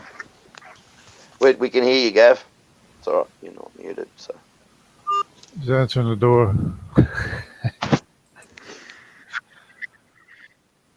Sorry. I thought I heard Sorry. SFT. That's all right. Yeah, there's going to be some embarrassments, like if all the animals, like with the DNA barcode or any other thing, even if we don't get the exact time, it'd be kind of embarrassing if they all synchronized at the same time to have the same ancestor. Yeah. Like that would be one. But one thing that I really think that as God is giving us victory in biology, and really the abiogenesis thing, when James Tour came out and said origin of life research is retarded, I was just like, yeah, now we have some mainstream guys that are really brilliant and people are respected are just calling a spade a spade. Origin of life research is retarded. And so we're really winning that debate. And I think we're going to win. We're winning the issues on so many areas of biology. The next will be geology and also the age of the earth. The more evidence we have that the fossil record is young. We've got so much evidence already. We've got bear tracks back in the Precambrian bear tracks. I mean, try and explain Precambrian bear tracks, and they're not carved in. You got footprints from Paluxy River, right, where they cross-sectioned with a fine water saw, and you got the pressure lines in the ball of the foot. Then the professor comes along at the auditorium with hundreds of students watching and says, well, they must have carved the toes on later. And Don Patton turned around and said, well, I'm glad you said that, because we happened to cross-section across the toes as well. And we got those fine little pressure lines underneath the toes. Well, that proves it was laid down at exactly the same time that the dinosaurs laid their footprints down, and that the toes weren't carved in later on, that they're a part of the original print. And then he said basically the foot's out of shape, and well, Don being Don Patton, he's gone out and got like 10 mud pits beside each other, or 5 or 10 of them or something, and concrete pits, and the kids have run through the concrete pits, like at full speed, and lo and behold, just one footprint out of all the footprints that day in that print looked identical to the footprint that Don Patton had. The same misshapen shape, deformed looking foot shape, identical to it. So it proved that the person that laid it down exactly the same time that the dinosaurs did, was running for his life, and the dinosaurs were all running with him. So what does that tell you? And they were all running in the same direction. I believe they were running from a flood. I believe they were running from tidal surges and earthquakes and whatnot myself. And that's how the tracks got covered over, because they got laid in mud, and then a thin slurry of mud just went straight over the top on a tidal surge, and there's one layer and covered it and preserved it. Because when they lifted up the shelf that weighed 100 tons or 50 tons of rock, they lifted up this shelf weighed 50 tons. Underneath the shelf, the tracks continued on, and they've got some tracks that are so perfect you can see the joints in between the toes, in photos and things. So, and they've got all this evidence to prove that the Paluxy River tracks, the ones that Don Patton looked at, are 100% genuine and laid down at the same time. I mean, one professor turned up. It's hilarious. I know I love saying this on a lot of feeds because I want a lot of people to hear it. An evolutionary professor turned up at the site. That they'd sandbagged the river off and drained it, and so they could expose the prints. As soon as the prints are exposed to air and water and that, they start degrading due to carbonic acid. But anyway, this professor turned up, and he's walking around, and he's umming and ahhing, and he's looking really serious, and he's rubbing his chin and scratching his forehead and his temple, and then getting really, really agitated. And he walks up really agitated to Don Patton and says, I know, I've got it. He said, it was aliens that left the footprint.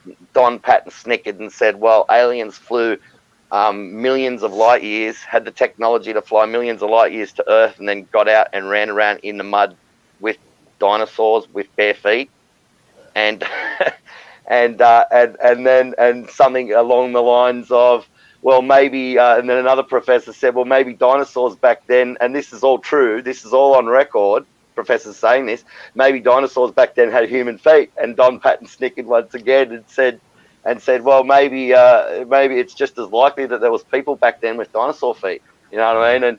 And when he's saying this stuff, he's saying it in an auditorium, and all the students are bursting out laughing, and the professors get up and storm off, and the one that saw it, the prints when they were first uncovered, I mean, within days and weeks they started breaking down.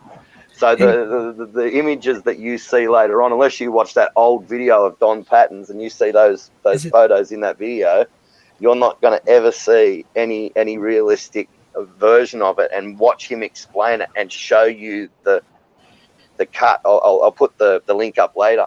But I mean, it's things like that. And then you've got Proton 21 Laboratories. They're 5,000 times they've created all the elements of the periodic table. And what happens? The elements, say uranium, will break down to, say, half lead and half uranium, or to the same ratio as what we find it in Earth within hours to sometimes days. But all the elements would break down within days. I mean, we've got stuff like that. That basically eliminates radiocarbon dating. That completely eliminates it. Full on. Yeah. Anyway, so you've got stuff like that. I mean, when you've done this experiment in different countries, in multiple different countries, and 5,000 different times, and you're getting the same results every single time, and the periodic and the elements are breaking down into the same ratios. And they didn't do this to prove Noah's flood. They did it as an experiment to see if they could get some free cheap energy, and they just basically inadvertently proved Noah's flood by doing it, that the elements could have been created here on Earth by electricity. I mean, all of these things, simple things, they just completely falsify evolution, completely just wipe it. I mean, all their dating methods are just gone, completely gone, just with that alone. I mean, they're creating all the elements of the periodic table, and some that they've never seen before, which decay away very quickly. Looked like within minutes, some of them, the ones they've never seen, or hours, but the other ones would decay down to the same ratios of what we see uranium to lead today, parent to daughter element today on Earth. So I mean, that's pretty damning evidence that against evolution. That proves that all the elements could have just been made here, and that proves that there probably was none of these elements before the flood. Piezoelectric shocks and Z pinches and stuff like that under the Earth from massive pressure and supercritical water would create massive amounts of electricity, incredible amounts of electricity. So I mean, all these things could. I'm not saying that this is exactly what happened, but what it is lightning create isotopes and stuff like that. They know. But anyway, I'll be quiet. Sorry, Sal, you were going to say something. No, if I had the time, I wish I could pursue studying, because that really is my background. I'm not a biologist. I had to. It was physics before, and I got into creationism because I'm trying to solve physics problems. And so I actually, in graduate school, when I was at Johns Hopkins, I was looking into the work of Proton 21 Lab, because that was very exciting. Even just from I remember I reported it. I was taking my, it's like my hat in hand or head in hand to serve up to my professor. I thought he'd take my head off because he assigned term papers to everyone.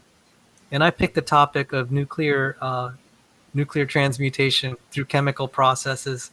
I thought he was going to flip, but he said it was the topic of the night, because all I had to do is I just cited all these papers. And it's not just the Proton 21 Lab that has been able to achieve nucleosynthesis and nuclear transmutation. There are all these experiments now. And in 2018, 2019, the Japanese have been doing a lot of electrochemistry in changing one element to another through very non-traditional means through chemistry. That's really exciting. No one thought we could do it. We still don't quite understand why, but it was reported in the IEEE spectrum. So stuff is really exciting, and it's then 2019. It is. It's amazing. So that would that stuff's destroy. decaying down into the same proportions we see on Earth, parent to daughter elements we see on Earth today in the same proportions. I mean, that's really mind blowing, and that should be scary to evolutionists. That's a great data point. I did not know that. Thank you. Yeah, well, Matt worked that out. I mean, Matt's the one that told me about that and pointed that out to me. And I went, oh yeah, you're right. So yeah, so that's incredible that we've not just got them creating all the elements of the periodic table, but them breaking down. How awesome is that? That just kills it. That kills the dating methods. That they're gone. There's you can't go billions of years anymore from uranium to lead. It happens within hours of its creation. So that's really exciting to me.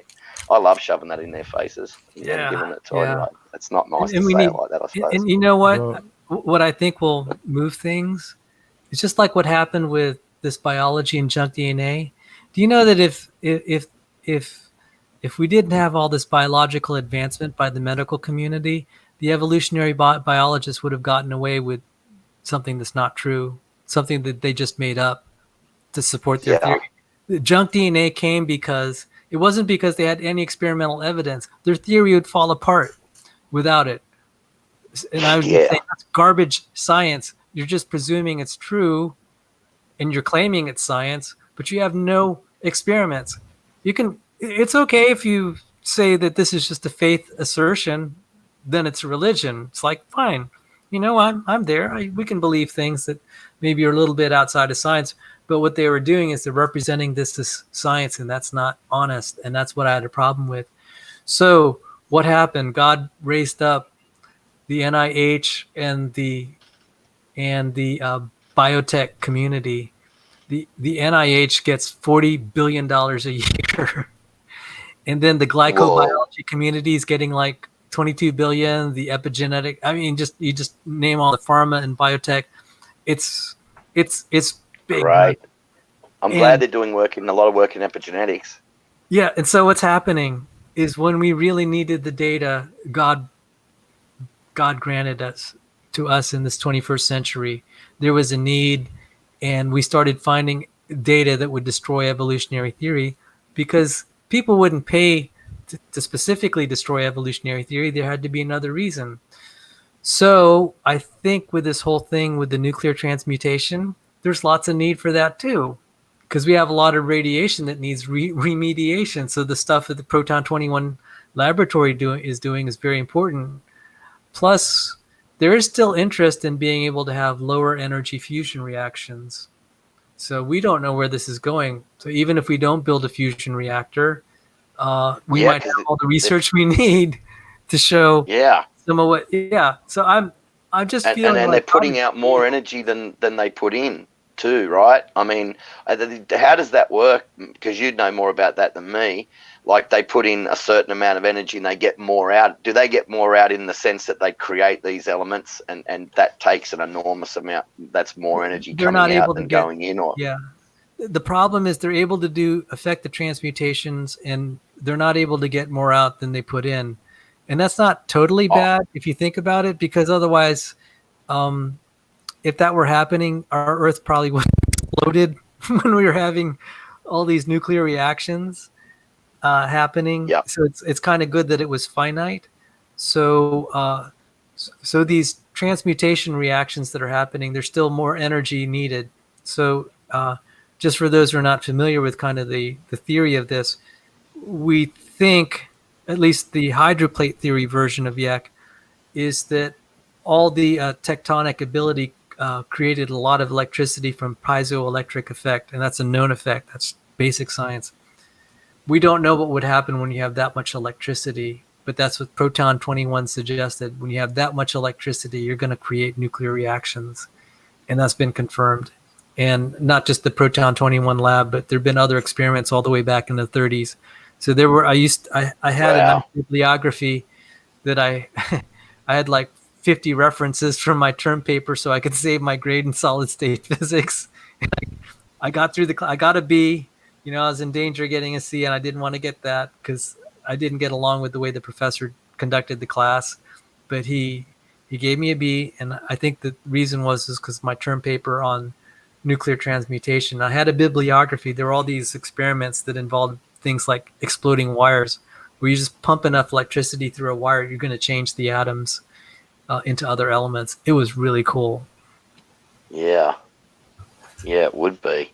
Yeah, that's that to see that create something that wasn't there before is and to create all the elements of the periodic table from, say, just a little tiny piece of copper is amazing. So it shows it doesn't need much to spark it all off. It just needs some type of metal or some type of thing for it to react with, and you got it. Well, I mean, also that creates lime too. They say that you can have reactions down there, and that pressure and heat super. I think it gets up to 390,000 psi sort of stuff when it gets down that deep. I think that's what he's talking about. Those sort of pressures. Whatever it is. If it's like that, that's massive. That's incredible. Yeah. That's, to put water under that sort of pressure. And also we've got the volcanic vents coming up today. Well, how are they being replenished? Have you ever tried to put air into a car tire when you're letting the air out of a car tire? You try to put water into a car tire when you're letting the air out. Well, that's only 40 psi. Well, you go down deep enough where they say 200 miles down, you've got these, maybe looks like there's possibly 1 to 3 oceans worth of water down there, and it's under 300,000 psi. How does that get replenished? It can't get replenished because water can't get down past the pressure pushing out. It's because, and this pressure is coming out all over the earth because across the entire coastline of Mexico, in one section of the coastline, where this so-called hidden caves are, and all this, I've seen the Jonathan something's Blue World. I saw him go down there, and they say that the fresh water comes out of the ground all over, everywhere, evenly there, and that they hypothesize that sharks lay on the ground to get the fresh water coming up to kill parasites. So if that's true, then that means that the rising oceans probably don't have as much to do with glacial retreat as we think, because if water's coming up from down below, and as it comes up, well, the land's going to sink down, right? As the water comes out of the ground, well, the land would sink down. So that would raise water levels. And I'm thinking if it's coming out all over places like the entire Mexico, big swathes of the Mexico coastline, then I'm thinking it's probably happening all over the earth, or in massive parts around the earth. And if that much water's coming out, then that's got to be having an effect on sea levels, right? I mean, And it says that the fountains of the great deep were broken up. What do we find? We find water under such great pressure that it gets forced into a mineral rock called ringwoodite. And so ringwoodite's solid, so it has to break up to get it to come. So but the more to the point is this is more to what I'm talking about. At the end of the flood, God said to the waters to retreat. Well, it would take a supernatural event to force water to go below, getting down 10,000 psi, 19,000, 20, 50, 70, 80, 100, 300,000 psi. How are you going to get it to go back down unless you God? It's a supernatural act. And, also with this water coming up today. Oh, and by the way, this water that's coming up is fresh water all over the world. So that's why the sharks lay on it, to get the fresh water coming up to kill the mites. Well, that's what they hypothesize that the sharks are doing. They don't know for certain, right? Because they've never observed mites dying or a shark that's got less mites after being there than before it went there. So I suppose they could just get sharks, put mites on them, chuck them in cages and make them lie on the bottom there, and that would pretty much solve the issue. But anyway, the point is that they're drilling down in parts off the coast of America and Mexico where they think there's oil, and they hit pockets of high pressurized water, fresh water, hot fresh water. So they're hitting these pockets of fresh water all over the world, down underneath, down deep in the ground. And there's all this water. Imagine if you brought up, say there was 3 oceans worth of water down there, and I believe there is, because the Artesian water basin in Australia has got some taps that run down into it, letting water out, that are just constantly running, and it just keeps going and going and going and going. I mean, the water that's down there is just mind-boggling. If that water all came up at once, all the land would just sink under the mountains. Everything would just sink down into the ground and sink below the oceans. Of course it would. So it's the oil companies that are causing the sea level rise then? No, it's not. It's the deep ocean vents, and it's basically coming up all over the world. It's coming up all over the coastline. I mean, you think about it, just in Mexico, if you've got fresh water coming up in, say a 500-mile square stretch of coastline, you got water coming up just on that 5 or 200-mile even. How many billions of litres of water would that translate into every year? And then you got the deep ocean vents that are constantly pumping water out, because water can't go back down into that sort of pressure, right? And you got water coming up all over the world. I mean, just think what happens if you've got the Earth sitting on 3 oceans, like you got down in the mantle 3 oceans worth of water, and that water comes up. Well, what's going to happen? The land's going to sink down as the water comes up, because the weight of the land is what's creating that 300,000 psi pushing downwards. So as that water comes up, the land sinks down. So the simple fact is that if all that water came up, if there was 3 oceans worth of water down there, we would have Noah's flood today. So you know what they have to do? They have to plant trees, because whenever you plant trees, it raises the water table on land, and it lowers the sea level. So if you replenish all the deserts of the because trees pump out massive amounts of water, right? If you into the air. If they replaced all the trees of all the deforested areas all around the world, including the Sahara Desert and everywhere, maybe even Australia too, and China, then that would raise the water tables. Temporarily putting it up into the atmosphere. Yeah, it would raise the water tables all over the world, and it would lower the sea level. See, problem solved.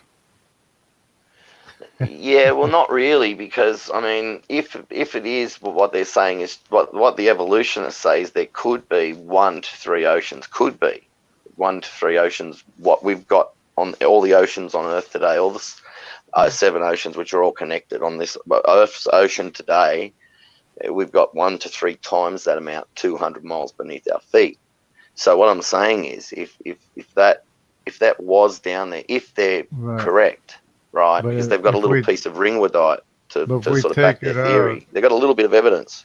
If we take it it's not a hypothesis. out of the ocean by way of evaporation, take it out of the ocean by way of evaporation, and put it on land, and have reservoirs all around the world on land where you raise the water tables all over the world, then that would lower the sea level. Yeah. But I mean, if 3 oceans worth of water came up, it wouldn't matter if you had 100 trillion trees on every square inch; it would just all go under.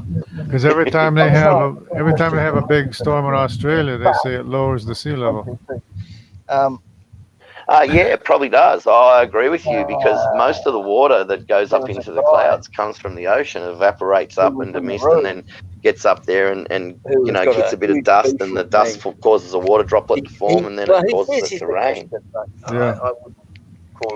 So if we planted trees everywhere to raise the water tables all over the world, and then it would lower the sea level all over the world, and then that would cure global warming too, because then you have a garden atmosphere all over the world. Carbon is 0.04% of the atmosphere. 97% of that 0.04% of carbon in the atmosphere is created by natural sources. Only 3% of that 0.04% atmospheric carbon is added by man. And volcanoes all around the world, all the volcanoes put together, put out more carbon in 1 year than man has put out in all of human history. Right. So carbon-induced global warming is a load of garbage. I mean, the Earth cools for a lot of reasons. If the Earth's got a lot of cloud around it, it'll cool. If it's got sunspots, facing towards it and shading it, it'll cool. If it's not got any sunspots facing towards it, and there's not, and it goes through a cycle of say 10 years without, or 20 or 30 years without hardly any cloud, then the Earth's going to start to warm. But warming events take hundreds of years to translate down into the oceans and then back again. It's all very complicated. But the thing is, with this carbon-induced global warming, do you honestly believe carbon being 0.04% of the atmosphere and 97% of that 0.04% is added by humans? Do you honestly believe that we've got carbon-induced global warming? I mean, no, I don't believe it, but I'm just saying, it's rhetorical to you, but a direct question to the greenies.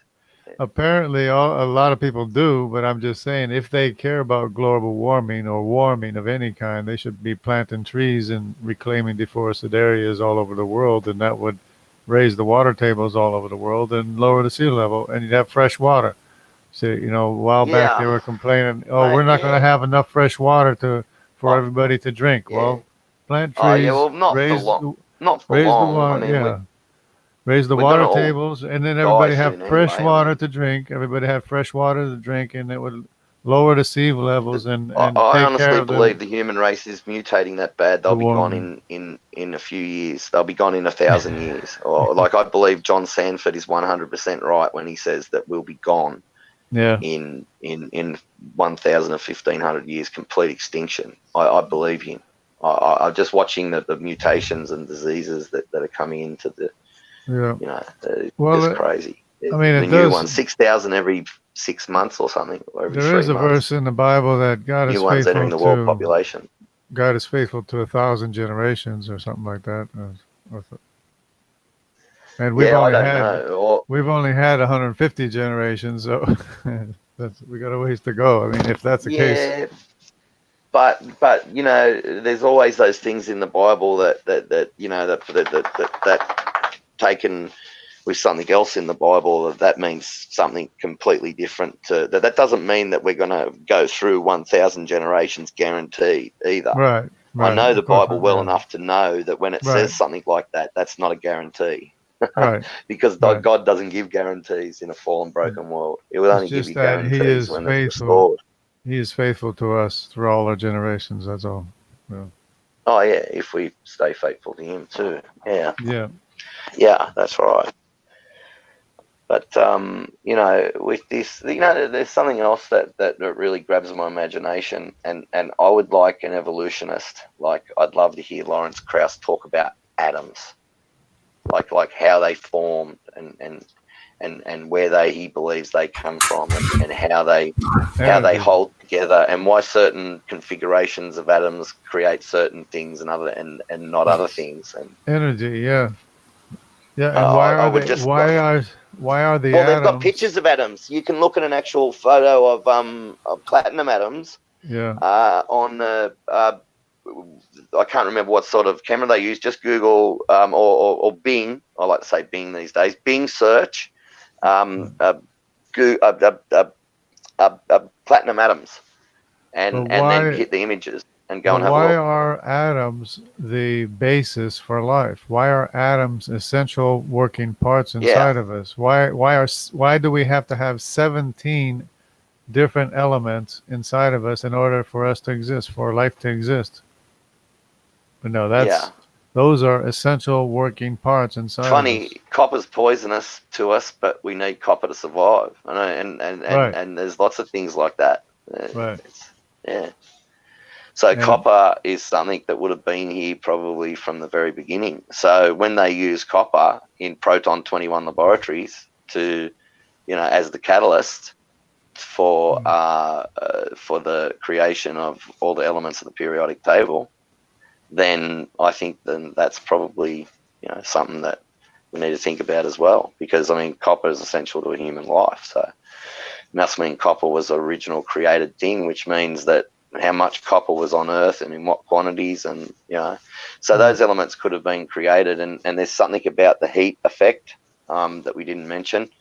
The heat effect can be absorbed. I can't remember how, but I've got a link, and I'll put the link up eventually, and I'll find it and put it up, and then people can have a look how the heat's absorbed as the elements are created. So it doesn't create the type of heat, and also things bursting up through the atmosphere. You've got these like massive jets bursting up through the atmosphere, coming out of the ground, and they say, well, the heat of those would have heated up the atmosphere. Well, no, not really. Go and get a blowtorch and turn it on full blast to where this blowtorch can even melt steel, and then you got a flame there that can melt steel, and then go put your hand either side of it. You can get your hand pretty close to it before it starts to burn. So air is a pretty bad conductor of heat.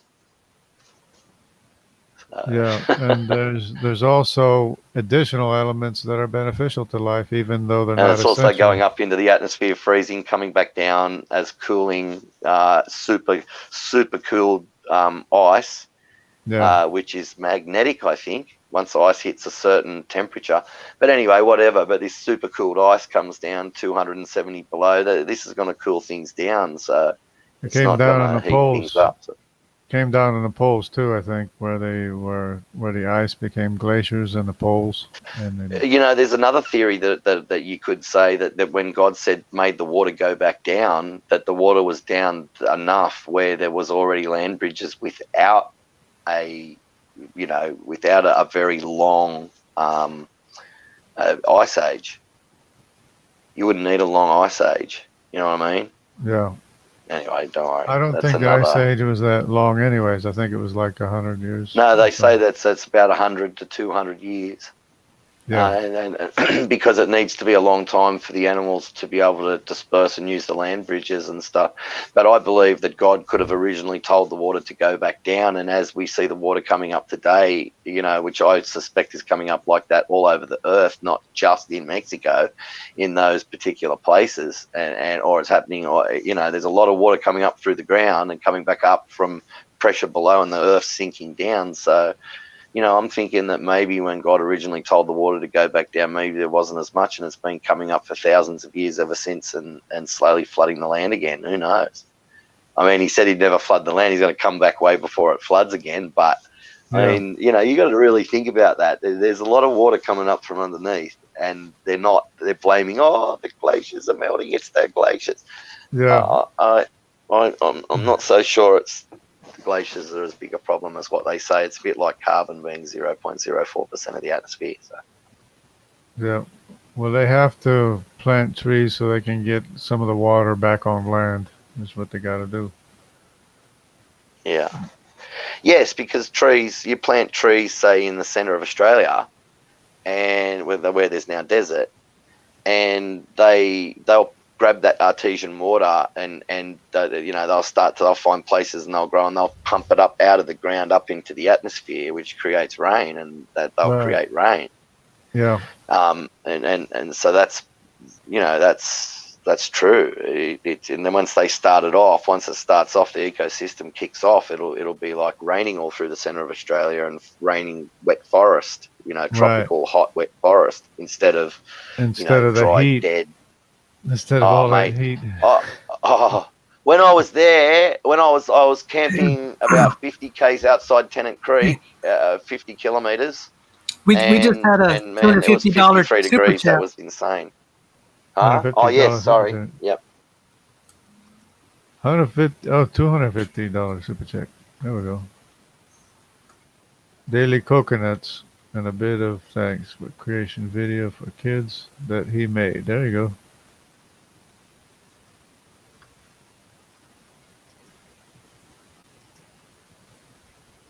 Oh, dang it, I can't see it.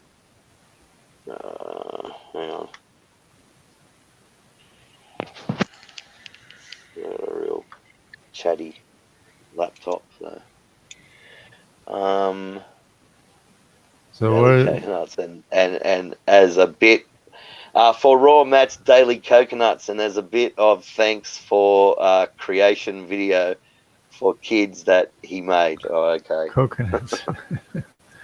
Yeah. Yeah, coconuts are Well, that stuff. It's not. I don't know that they're going to get a kids channel going. But I don't know. I suppose that if they want to do something like that, then someone else can handle that. There's no way I'd want to be. But they don't have comment sections or anything in the kids channels anymore, do they? So that's awesome. So you wouldn't even have to deal with comments or anything. It'd actually be really easy. You wouldn't have to deal with any of that crap. So yeah. So no, that's good. I think those laws they made are fantastic. I actually agree with the laws. It's strangely, normally I'd be against Google and that, but those laws will hinder pedophiles and weirdos and make it harder for them to get in touch with kids. I mean, there are other ways they can get around it, but they're being tightened up, so it's harder for them to use that, and it is a big problem. So yeah. So I agree with their stuff that they've been doing with that. So yeah. Praise, are people invited to join us? Might keep the party going a little longer, unless we're holding you up. No, well, let me see. I don't know. Let me see. I've got the link here. I can post the link, but need praise to.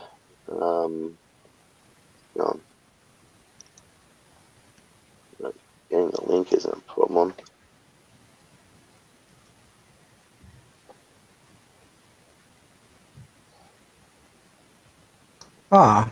Hello? Yes. Hello. Hello. Hey, what's up, guys? How's everyone doing tonight? Hey, how you going? Who's tired? that? Tired. This one guy, Tog. Oh, okay. Oh, hey, mate. And there. That's what I was. I came in to see if one quick second, because I'm about ready to join another live stream. Is Gavin still present?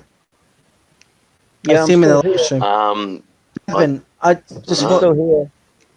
Yeah, he's there. Tomorrow, Gavin. Sometime I'd like to talk to you. Sometime tomorrow, if you could shoot me an email, I greatly appreciate it. No problem. All right, thank you. That's all. I would stay, but I saw that another user's using a live stream about Revelation, and I'm gonna go join that to give him some support and love. So I'll talk to you guys later. I just wanted to see. I wanted to talk to Gavin, but all that. But yeah, sorry to interrupt and all that. Take care. Worries. Have a good one. Right, you guys too. Yeah. Take care. God bless. God bless. God bless you too. All right. Stay, mate. Just want to go.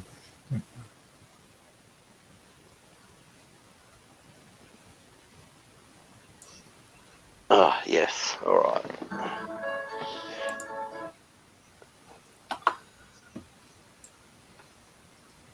Yeah, so anyway, I don't know, unless, have you got anything that you wanted to talk about, Jungle Jargon? Because I've been talking for a long time, so.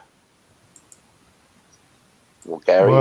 Well, I could talk a lot about a lot of stuff, but it's a matter of whether or not somebody wants to hear it.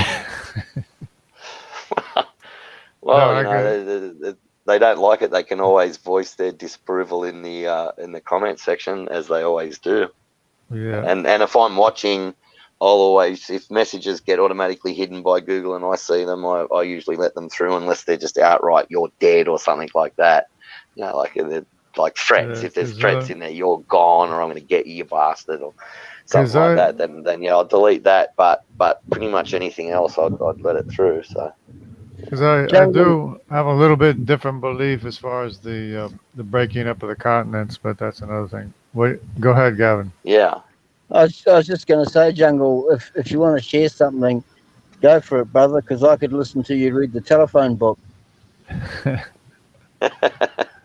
well, but I got another thing to talk. I already talked about. I made a video already about my What was it issues. about? What was the video that you made? My issues in the past. Had some issues growing up, but Oh yeah, well. But Oh, I mate, you'd be surprised the things that I've heard, mate. What sort of issues? mental issues. Yeah. Well, I'm kind of embarrassed to mate, talk about it, but one of my girlfriends was schizophrenic. I won't say her name because you're not allowed to. You're not allowed to dox people, and I know she wouldn't want me to say her name, but right. She used to get really paranoid and you could just see her sitting there. She'd start rocking more and more and get a real serious look on her face and chain smoke cigarette after cigarette. She was blonde and she had a really nice body and she was beautiful, body and beautiful looking, but she was as mad as a hat full of assholes, and she'd just sit there and she'd rock back and forwards and then she'd disappear for like 6 weeks and then turn up again. And I'd go, "Oh, you're back. Oh, okay, great. Like, how long is this going to be for?" And so I've hung around a lot of schizophrenics and her friends and her, and that went on for a few years. That sort of situation between her and myself. Yeah, and she was mad, that one, but she was like, I never felt unsafe around her. Maybe I should have, I don't know, but no, I never did. And I hang around a lot of schizophrenics and a lot of mentally ill people and like that, and help them and stuff. And most are harmless. And I've seen them. They're harmless. Yeah. I mean, there was one woman that used to sit there and talk to the radio. Like, she was completely harmless, but she'd just have conversations like, "Oh yes, I had bacon and eggs this morning, and then I went up and I talking to my friend and oh really? Is that what happened to you?" You know what I mean? Like, I'm just like, it's bad. It's bad. I just sit there, listen and laughing my head off, like inside, not too loud, but giggling. No, you can laugh I've never about had any it, bad experiences. But if you're going through it, it's not so much fun. It's no, I know. It's a lot of torment, a lot of Yeah. Even though no, I know. I'm just saying that they're not dangerous. People most people that I've known like that are not dangerous. I mean, they can go off their heads. It's like I know one guy. He's huge. This guy. His name's Billy. And I'll just say his first name. I won't say his second name. There's a billion Billies out there. And he's huge, this guy. And I've got another friend that just thinks like he's this big soft guy. Well, yeah, he is a big sook. I admit it. He's a big sook. I'd say that to his face. If he was here, I'd say it to him. He is a big sook. But if he went off, I had 2 coppers turn up at my door once because my missus called the cops and told her that I'd beat her up so badly and there was blood all over the house and all this. I had 2 these huge coppers turn up, these bull necks on them, like Arnold Schwarzenegger, like Ronnie Coleman, more like Ronnie Coleman in his prime type coppers, bodybuilder coppers turn up at the door and said, "Oh, we got this and that." And I said, "Oh, what? She left here like 3 hours ago." I said, "What takes you so long to get here?" He says, "When we get reports like that, we don't take 3 hours." And I said, "Well, come in, fine, just walk around the house." They walked around the house, patted my dog, Panda at the time, her name was, and looked around the house and went, "Oh yeah, sorry mate." And I said, "Oh, by the way, if that was my crazy girlfriend that called you guys, maybe you want to check, because that call would have come from a place about 30 kilometers away from here, and and she was nowhere near here when she made that call. I know where it came from." And I told them where it was, and they went back to the station and called me up and apologized and said, "Oh, sorry, we should have checked it first, but we didn't realize that when she made the call, she was 30 kilometers away from you, so she couldn't have been, you couldn't have been doing." Right. So I've been through a few, and I believe honestly it's spiritual, and some people get opened up to that sort of thing more and whatever. And I'm not saying either that with those things being spiritual that they should just stop taking their meds too, because there's a lot of times when maybe it's going to be a good idea, but a lot of cases it's not a good idea, because the meds are horrible things, man. They mess you up. Yeah. They get you addicted, and then at first they work and they're all good, and then they have to keep upping the dose, and then they get you addicted, and then they just dull your senses and make you feel like everything's, Yeah, well, they cause So I problems understand. too. They cause problems too sometimes. A lot of things. Yeah. So I've and they I've seen some become funny addicted. things. They become addicted to the medicine too, and then they have withdrawal. yeah. If I they stop was addicted. taking it, they have withdrawals from taking the medicine, which is Pain more, meds. more And the doctors take complicated. them off it really quickly too, which is really horrible, which is really bad. But Yeah. but pain meds, I just weaned myself off pain meds. I got off them myself. I just went. I hated being a slave, even though I only had to go in once a month to get them from a script to last me a month. I hated being a slave where I had to go to the doctor. I don't like feeling like I'm if I don't get these things, I can't sleep, and Right. so I just had to get off them. I was just one of those people I can't handle. Some people don't mind being addicted to things, especially if they can get them cheap and for free and lots of it. But me, I'm the opposite way. I if I get addicted to something, I always try to get off it because I want to be free. It's like you are a slave. You're in bondage to that drug or whatever. It's horrible. True. Yeah. So I understand where you're coming from on that point too. So it's all sorts of problems. It's really messed up. So I understand. It's sort of bits of pieces of it from people that I've known and dealt with. Well, I do have this idea that the continents broke apart 100 years after the global flood, because it says in the Bible in the days of Peleg that the earth was divided, and I think that's what caused the division of the languages too, and that's when people started spreading out. But it was too late for people in Africa to reach South America because it had already broken apart. But the animals made it. The animals made it. The jaguar made it. The greater bison made it. Whole bunch of animals made it. The chimps, the chimps surfed over there. No, well, South America doesn't have surf to America. South America. Sorry, doesn't monkeys. have, doesn't monkeys have and chimps. chimps. Yeah, monkeys. Yeah. No, monkeys. Yeah, that's it. No, the Chimps. monkeys. They had time to get there, especially the what do you call it with the ones. No, with the evolutionist view prehensile of it tails. is the evolutionist view is that the monkeys surf to America. They floated there on rafts, but it's more funny if you say surf. If the continents broke apart 100 years after the flood, they had plenty of time to get there, along with all the other animals from South America. Yeah.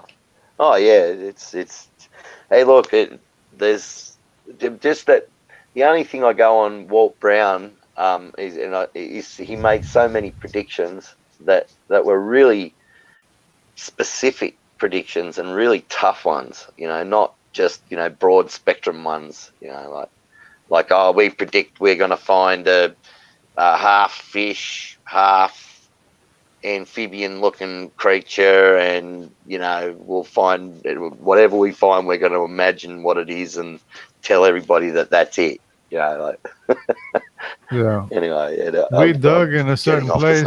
We dug in a certain place because we were expecting to find a missing link, and we found it. That's what they said.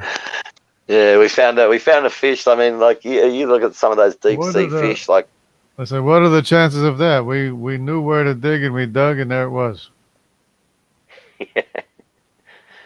Yeah. What are the odds? What's the odds game? That fossils are of vertebrates are Yeah, what I think. right. The odds of evolution one are small fraction of 1%.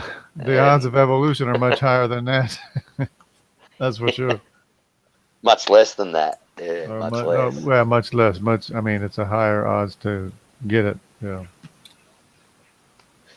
Hey Sal, if you ever got anything to say, just jump in, or if anybody's got anything to say, just jump in. I actually just had a technical question. I can't see live comments on this computer. I have to actually look at the other computer as if. I can't see live comments either. I can't see live comments on the StreamYard. I'm on my phone live with you guys on my phone, and I've got the laptop on so I can look at the comments, which I'm not paying much attention to. But if I refreshed, I might be able to see it, but I didn't refresh. So, but I have another browser window open where I can see the comments on the outside. Yeah, I don't know why. That. And I can post. Yeah, but there's like this is what I wanted to talk about. The birds with the feathers. The birds the this is awesome. This is a killer. I've got to show you this one. I just got to read it to you. I just got to read quotes out of the citation, it's pretty awesome. It's like I'll just read what I wrote about it. I mean, it's pretty awesome what they did, not what I wrote. I'm not tooting my own horn. Dinosaurs used feathers to survive in extreme polar habitats in months of darkness. Right? I'm not making this up. This is serious. And these Australian fossil feathers are therefore highly significant because they came from dinosaurs and small birds that were living in a seasonally very cold environment with months of polar darkness every year. Kerr added, or Keir added, or however you pronounce it, Kerr, Keir. That's pretty amazing, you know what I mean? That they find, anyway, here, fossil-bearing sedimentary rock is anything up to 1.8 miles deep, sedimentary rock that spans the entire planet from the tops of mountains to the bottoms of valleys.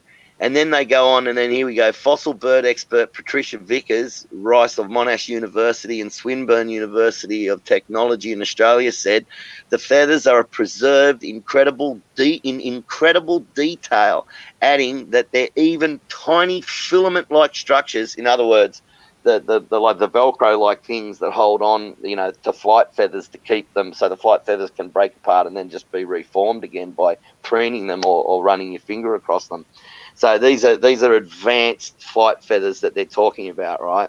Yeah. That zip the feather veins together, just as in flight feathers of modern birds. Woo! It's such a shock. We found flight feathers of modern birds in the ground. Now get this, with fossils of birds, with the dinosaurs, but they concluded that the flight feathers didn't come from the bird fossils, right? In the same you can't make this stuff up, and that it came from the dinosaurs, and because in their evolutionary paradigm that back when these dinosaurs would have been on Earth, it would have been months of polar darkness back then, that they gave the feathers from these birds that they found in the ground, and then to cut a long story short, they admitted that they found these dinosaurs with birds and fish fossils all mixed together, and with feathers, and so they stole the feathers off the birds and gave it to the dinosaurs to get them through the months of darkness to basically back up their evolutionary view. I mean, don't you find that hilarious? Sure? Are you sure that the feathers didn't belong to the fish? They. And the amber, and it's like when I was reading this article, I couldn't believe it. I was just stunned. I was just like reading it, and I'm just like thinking, "Are you serious?" Like, we've got feathers of complex flight feathers fossilized with dinosaurs. And it's so shocking, the finds, that they go, oh, it must have come from the dinosaur. Oh, look where it lived. It needed those feathers to survive months of polar darkness.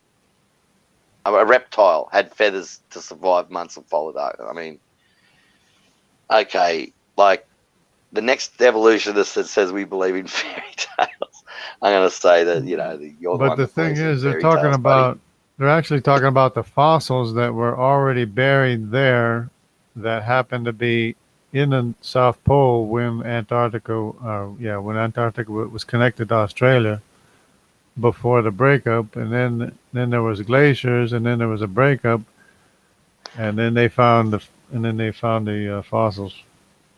But they Mate, were, they've found tropical plants all underneath, like in Barrow, Alaska. If you go to Barrow, Alaska, there's not even a blade of grass grows there. It's that cold. It's the right. coldest place, the most inhospitable place to plants on Earth.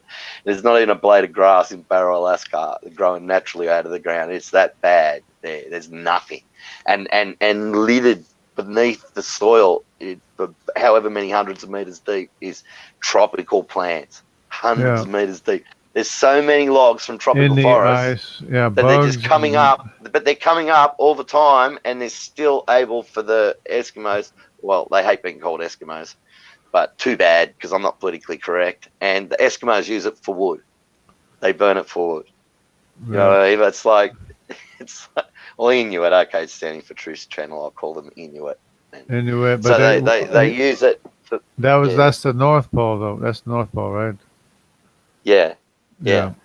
Yeah, and South Pole too. I'm pretty sure there's something. I read something about Matt telling me about something that they've discovered tropical plants down in the South Pole as well.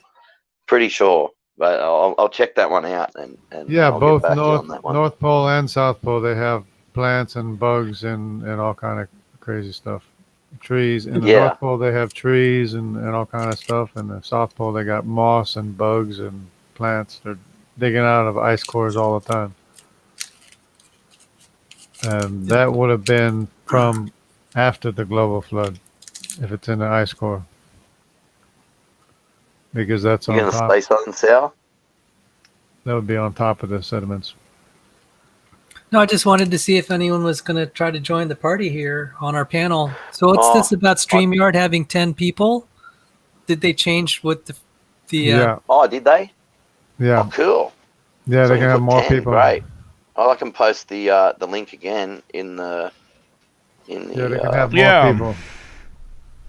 I actually had a question for Sal. Yeah.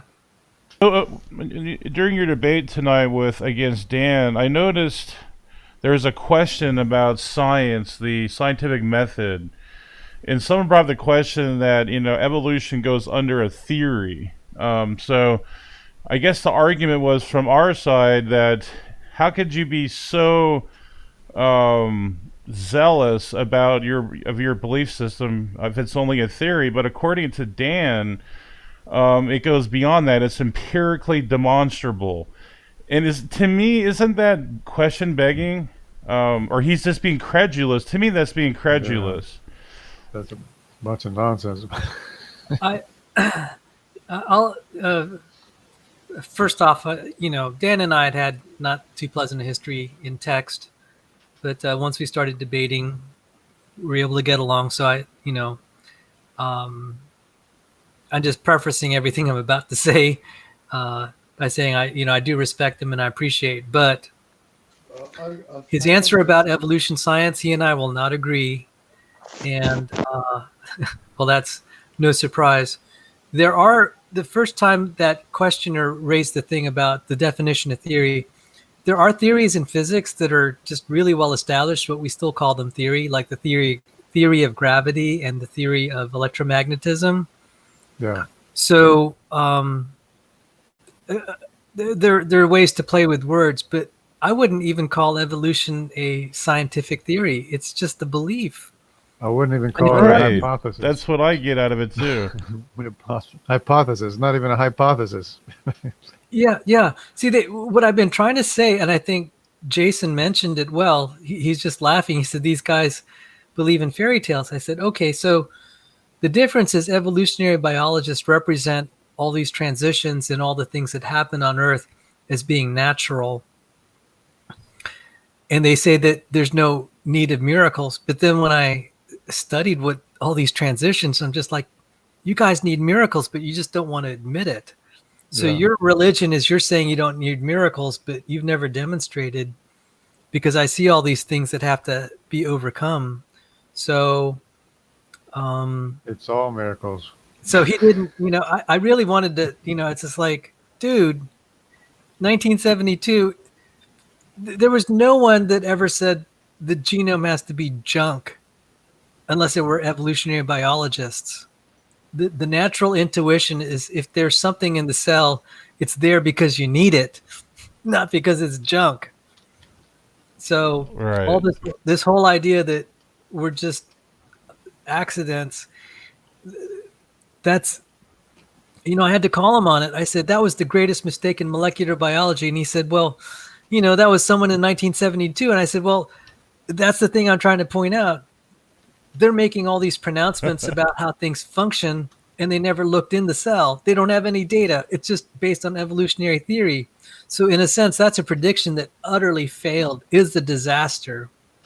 So, it hurt. There are people that are not creationists that are still angry at the evolutionary biologists because they've hindered progress in medical advancement. And I forgot his name. He's a very fine gentleman. He was saying, he has friends that are dying, that are suffering from disease, and the Darwinists had prevented more investigation of junk DNA or non-coding DNA,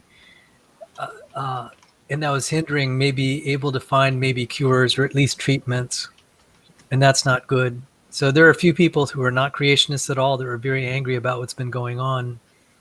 And I said, that is absolutely not science. And the attitude that it's, you see, even today, he was he was demanding we have, just like in our first debate, he was demanding we have more robust evidence. And just like you don't have any robust evidence that it is junk. The most honest thing is to say is we don't know everything. But they've really staked a lot. I mean, if you think about it carefully, how much they're staking on the genome being junk, they've invested a lot in it because it fits their narrative.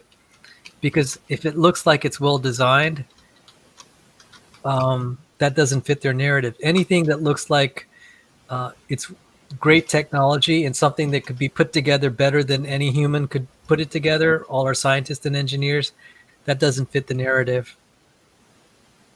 Yeah, great, well said there.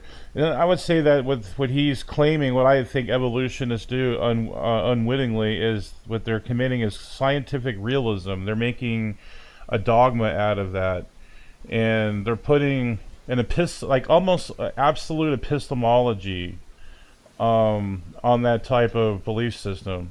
And to me, it's even post or ad hoc, because how would you know what happened in the past? You need to see what happened in the past, so that's automatic post ad hoc. So it takes faith, it takes believing into that stuff. Yeah, see, they don't want to be characterized as faith believers. That really insults them, and that's one reason I'll point it out. They want to represent themselves as scientists, but they're religious believers. I contacted. Whoops, yeah. Gavin's on. Sorry about that. I put him on. So, Gavin, you're on mute for right now, just because we were talking during conversation here. Sorry about that. But yeah, it's an extrapolation. It requires extrapolation when you're an evolutionist because you weren't there. So it can't be observable, testable, and repeatable in real time. So already that puts it out of the realm of science. Right. Yeah, exactly. What can they repeat? And and actually, he was talking about, look at all these great experiments. I said, do you see all the reductive evolution going on? That's very well established, where creatures are losing genes and organs. Right. There's a lot of evidence for that, and I could have kept pressing him. And I expect we're going to find more evidence of reductive evolution. He didn't like it when I was saying, he kept shaking his head. I said, you have beneficial mutations or loss of function, neutral mutations or loss of function, deleterious mutations or loss of function.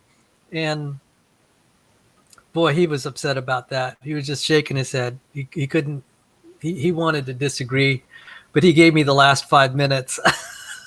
And he just that kept was not a good idea. Because you really pounded some really good points down when you were in your last final moments there. I thought there were some extremely important points you brought up, but also I liked your last ending with Jesus. I thought that was wonderful. Well, thank you. And that was, I was reading through Dr. Sanford's book. I said that was one of the best parts of his book. Yeah.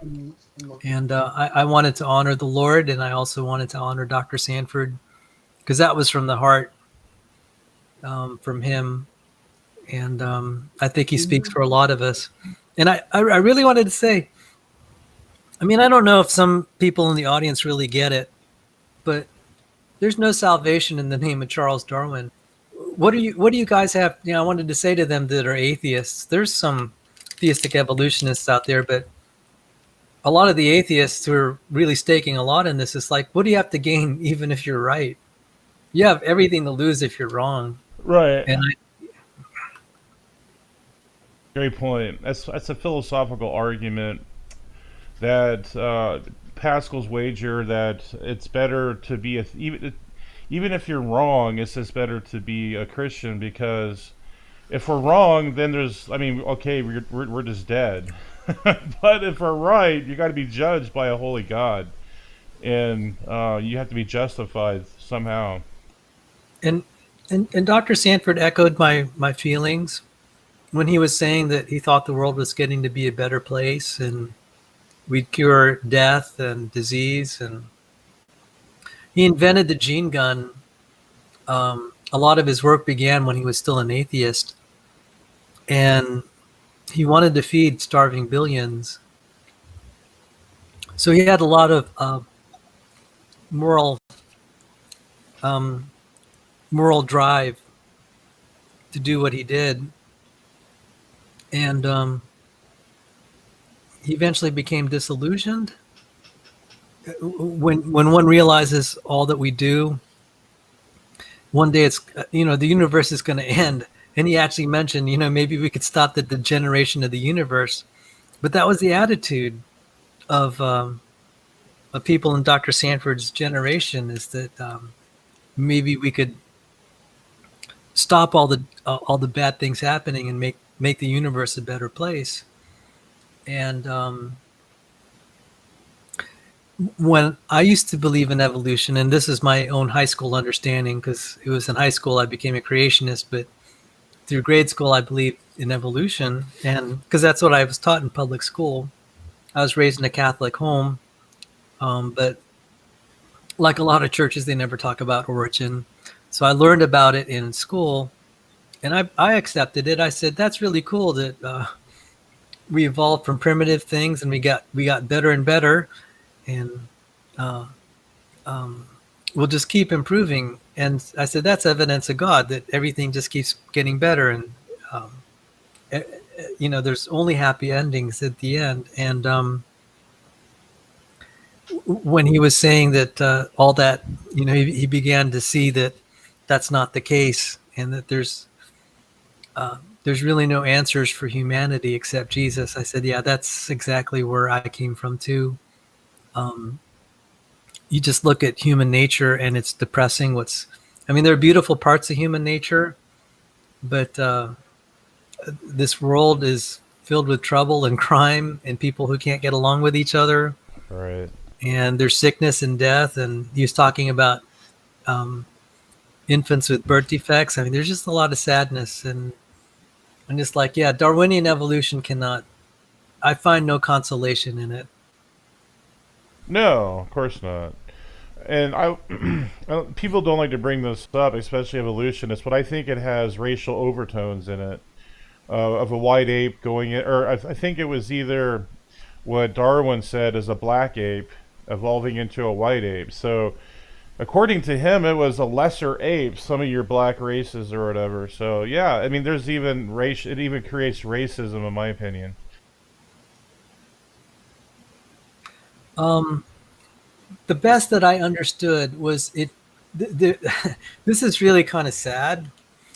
One reason that Darwinian evolution was accepted was because the church in the United Kingdom in Britain had some racist leanings, to say the least. Oh and wow. and they were conquering. I mean, this was during the kind of toward the beginnings of the expansion of the British Empire, and they thought that the churches really helped Darwin. That's why Darwin was buried in Westminster Abbey. And unfortunately, you kind of see the churches,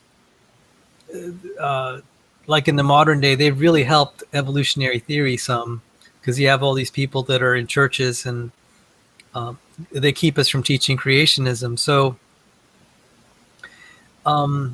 Darwinism ended up being an excuse. It started to legitimize the racism that was already present. And when it started to sound scientific, it just took off. So I wouldn't say that was necessarily the cause, but it added fuel to the fire. It added fuel to the fire big time. So yeah, absolutely. So do you think that there are like a couple of racial overtones in evolution, or do you think that's just a misrepresentation of their theory? They don't want to admit it, but what the title of Darwin's book, On the Origin of Species by Means of Natural Selection, or the perseverance of the races in the struggle for existence. Favorite races. I'm sorry? I think it says doesn't say favored races or something like that. Yeah. Oh my goodness, yes, favored races. That's Yeah. Yeah, he was racist, all right. Right, so you're not going to draw any type of ethics or morality out of evolution either. It's so useless to me. It does no good to anyone. It never has. And it's really bad, and they don't want to admit it. Some evolutionary psychologists, they gave a because the whole idea of natural selection, they argued that rape is the propensity to rape for males to rape females is selectively advantageous. Correct. And that's why the trait. And boy, there was a firestorm over that.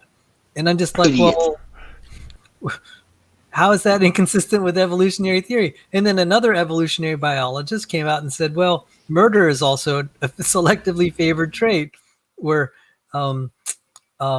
someone murders his competitor and thus stops his line and increases his odds of having offspring.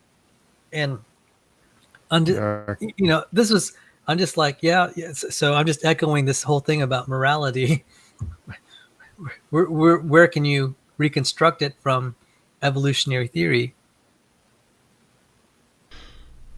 Right. Sam Harris actually talked about that. And he says it's natural for humans to rape each other because of that.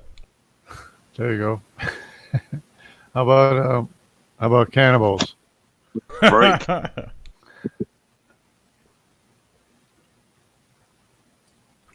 You make good points. That's another one, cannibalism. Yeah. There was a book called Compassionate Cannibalism, and it was by an evolutionary biologist or anthropologist. It's called Compassionate Cannibalism, and the book was talking about why it's a nice practice, that it's a nice, loving practice to practice cannibalism. I'd say lovingly euthanize people like that, and get rid of them, and then let the cannibals eat them first, I should say. Well, as Ken Hovind says. Those people that say for reductions in numbers of people on Earth, and Ken Hovind turns around and says, well, you first. The reality is that people are selected to be eaten depending on whether or not they have an evil spirit or not, or deemed to have an evil spirit. Well, because evil spirits make them tastier. Yeah, so as soon as they get finished eating one person, they're talking about the next person that they're going to eat that has an evil spirit. Really crazy. Well, I read a book written by something White, Nobel Prize winner. Won a Nobel Prize for the book. It was a true story. It was about Aboriginals. There was a shipwreck, and this is actual historical. So this is not, made up. Anyway, there was a shipwreck, and basically, long story short, the Aboriginals got them. It was up far north of Australia, which is a tropical part of Australia. It's the opposite to America. The south is your tropical, and it's up far north. And they got all the white guys from the shipwreck and put them in this cage. And they just kept coming and getting them and dragging them off, or sometimes they'd spear them in the cage and then drag them off. So they just keep them like pigs in a pen and come and get them and eat them as they needed them. And they kept one woman, and they used to dress her up in feathers and put all ash on her to make her even more white and make her look not revered, like make her work like a slave and that. Anyway, so she said she went to this what they know now as a big corroboree, or they have these corroborees or jamborees where they all get together, these corroborees, and all the different tribes get together, and they have these big long parties, and they just lay around. There's no such thing as drinking back then because they didn't have alcohol like that, but they'd lay around and eat magic mushrooms or whatever it is that they did, and then when the food ran out, she said they just started warring and spearing each other. It just all blew up, and all the tribes just started spearing each other, and then all of a sudden it stopped as fast as it started, and they just started dragging off the bodies back to their respective camps, their relatives that died, and chuck them on the barbie and chuck another relative on the barbie, I suppose. You chuck a shrimp on the barbie in Australia, and the Aboriginals chuck another relative on the barbie. And so that's basically what they did, and cannibalism was a way of survival. And if somebody died in the tribe, and this is with Tasmanians as well, Tasmanian Aboriginals as well, not just thing that they practiced cannibalism. They ate them. They didn't waste but I mean, it's like I would die. Honestly, I would rather die. In South America, they don't actually eat people, but they would like burn their relatives and then grind the bones, and they would like make a drink out of the bones, but that would be about it. They wouldn't actually eat the people. There really is, as far as I know, there's no cannibalism. There's no cannibalism in South America except for that practice of making some kind of drink out of the ashes of the bones or something like that. Yeah, but there's I mean, a lot of cultures around the world practiced it, and people have resorted to it that have been stuck on the top of a mountain. I think I'd die. I think I'd just prefer to die, let myself die, than eat. No, couldn't do that. No, I think I'd go to my grave before anything. But anyway, but look, it wasn't just them, it was lots of people around the world. And Darwin, my point being, he said the more dark-skinned and the Aboriginals were less evolved, the more darker your skin and the more, strong features, black facial features that you have, that you were less human. And that's, you weren't as evolved as the white man. The white man was much more evolved. Whereas now we know today from genetics, I think it goes Middle Eastern, non-inbred Middle Easterns. There's a lot of cultures over there that inbreed. I'm not talking about the inbred ones, but there's more genetic diversity in the Middle East. And then it goes Asians, and then white people, and then blacks have got the lowest genetic diversity. And that's basically the way it goes. It goes whites are second last, and so and Middle Eastern people and Asians have got a higher genetic diversity than whites and blacks. So I mean, you look at these sort of things around the world, and the way these trends and the way these things come together, and you see this stuff. There's so much stuff that points to. Anyway, my point being that there's the ultimate point being is there's so much stuff that points to creation. It's not funny. It's everywhere. It's everywhere we look. It's the mutation rates, the observed mutation rates tell us that creation is real, and then they have to go and make up a lie to gloss over it, to add their own worldview into it. They're always rescuing it, like epigenetics now. Oh, epigenetics. The mutation selection mechanism and epigenetics work hand in hand with each other now, but the problem is that they're having a real hard time showing a beneficial mutation, and the sickle cell anemia is not a beneficial mutation.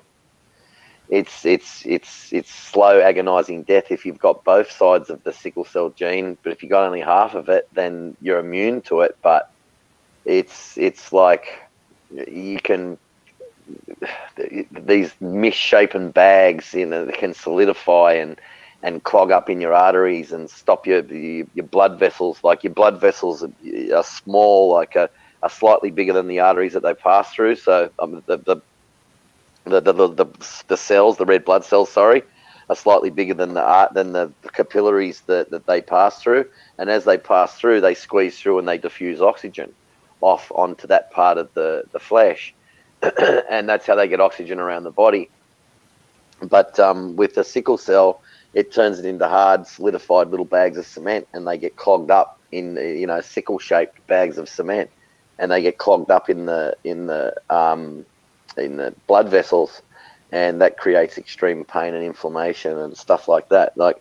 But the ones that get half the gene, well, they're immune to it, but it's a broken protein in the gene. The body, basically, Behe describes it, that Batman's going and chasing the Joker, and the Joker blows up the bridge, and for the moment the Joker's safe, he can get away. From the Joker's perspective, it's a beneficial mutation, the blown up bridge. but from Batman's perspective, it's not a beneficial mutation, and it's not, because it's destroying part of the genome. So anyway, you know what I'm saying.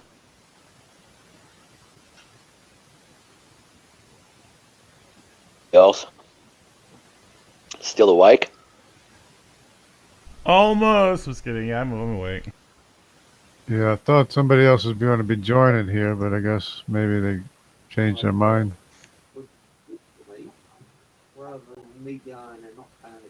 Yeah, I would have liked to have heard. Stupid whore.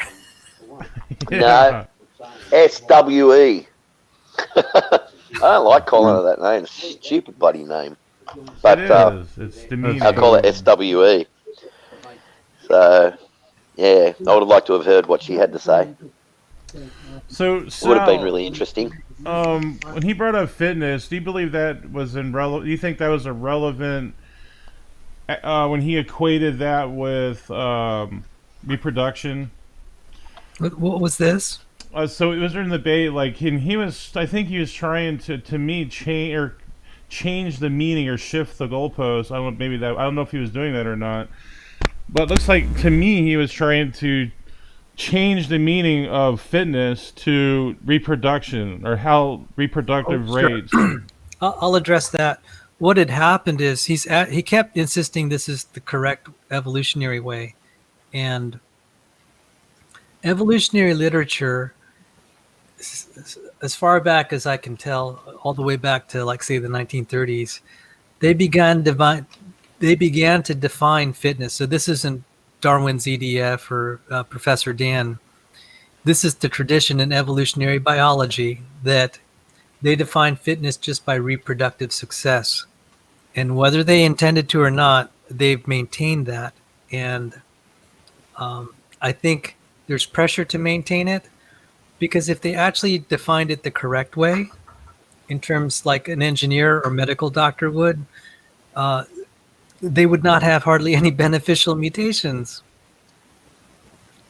Because most of their beneficial mutations they keep advertising, all the experiments, they're loss of function in the engineering sense. And so the reason we are arguing, and actually that's the reason he invited me to debate. He said, let's to debate like a month ago. was because I said the definition of fitness is garbage. And I mentioned that somewhere on Reddit r Christianity. And he had heard my debate with Ron Garrett here at Standing for Truth. And I think he figured, he can talk to me. We could have at least a half decent conversation that's civil and academic. But it had to do with fitness. And he didn't like it when I was saying fitness in terms of the engineering sense. That's because that's what they teach in evolutionary biology. And I said it a few times. I said, this is a disaster. It's garbage. Oh, okay, Because- gotcha. Yeah, that's what that exchange was about. I was saying the evolution. I said, you're not going to get me to say that's the correct or proper definition. I can say it's the accepted definition and doesn't make it sensible. Because I didn't have a chance to, I would have had even more stuff to present. Where evolutionary biologists list all these diseases and they say, well, this is the product of natural selection. I said, well, it's understandable. You can't really get any real beneficial mutations if we're talking about increase in capability of something like like say a new functioning organ or sensory organ. All your examples of quote unquote beneficial are loss of function, loss of organs, loss of genes. I said, that's the only way you kind of get, it's kind of like cooking the books, And I'm trying to think of a way, there's analogies to this where you've had a lot of mess, but you have to advertise it as an advancement because the truth doesn't really help you. So what I was saying, this is equivocation, which means you're saying one thing, but really meaning another, or letting your listeners think you mean something else. Yeah. When you really don't. That's not exactly straight up and honest. Or obfuscation. So he kept going on into all these theories about how fitness will balance out. And I just wanted to really cite some experiments where these organisms lost organs in organs and genes, and the evolutionists are bragging, this is a beneficial mutation. I said, that's exactly the problem. So many of your beneficials are loss of organs. That's not exactly. Yeah. Right. So if everything's a neutral or sideways variation or going backwards, then there is no mechanism for evolution. Exactly. Because what I was saying, okay, so there are three classes of mutations in evolutionary theory: beneficial, neutral, and deleterious. Beneficial means you make more kids. Neutral means you don't make any more than you need to replace. And deleterious means you don't make enough. It's kind of like that. If I had the equations, I'd draw them up. It's just it's just reproductive rates. So you want to so the more that a creature makes offspring, the more that has a beneficial aspect. And so I wanted to say, Dan, that's a known, that's a term. I didn't make up the term reductive evolution. Reductive means you lose. There's not a lot of examples of constructive evolution that we see in the lab or the field, because all the best examples of beneficial mutations are reductive, as in destructive. And I said, when you really see it in that light, beneficials aren't really beneficial. It's kind of a twisted way. And I don't know that I mentioned Gammarus minus, this creature that lost its eyes when it started dwelling in the caves. Because if the creature's in the dark all the time, eyes use up a lot of energy and food. So these crustaceans, these crab-like creatures, lost their optical nerves, and they don't have really much of an eye left. And that's considered a beneficial mutation. I said, that's a real problem. Wow. Or wingless creatures. They're these. There are all sorts of creatures that used to fly, but then lost their ability to fly. I said, yeah, that's. Oh my goodness! I think I have this. Let me see if I could find it. Did any of you ever watch the movie Psycho? Just while you're looking for that, I had an evolutionist once give me this list of all these things that he considered to be evolution from the fossil record of things that had lost things. Like they'd lost a horn, or they'd lost a leg or legs, or lost something. And I say, so your evidence for evolution from the fossil record is things losing things. And yeah, they don't show me that anymore. They used to show that all the time. They used to think it was great evidence. Can someone put this in the chat here? I'm going to put it in the private. Can someone put it in the public chat? Because I don't know how to. I'd have to go to my other computer. So this is an article I wrote. I usually send something via email to my email and then get it off my computer and post it. Yeah, I will. I'll That's put it how I in do there. it. But yeah, no, Okay. we can do it. So, Yeah, so it's I'll not a read problem. this. This is really funny. I wrote this article on Creation Evolution Headlines. In a March 8th, 2020 press release on Science Alert, a pair of evolutionary biologists announced that evolution of major groups of animals is through loss of genes.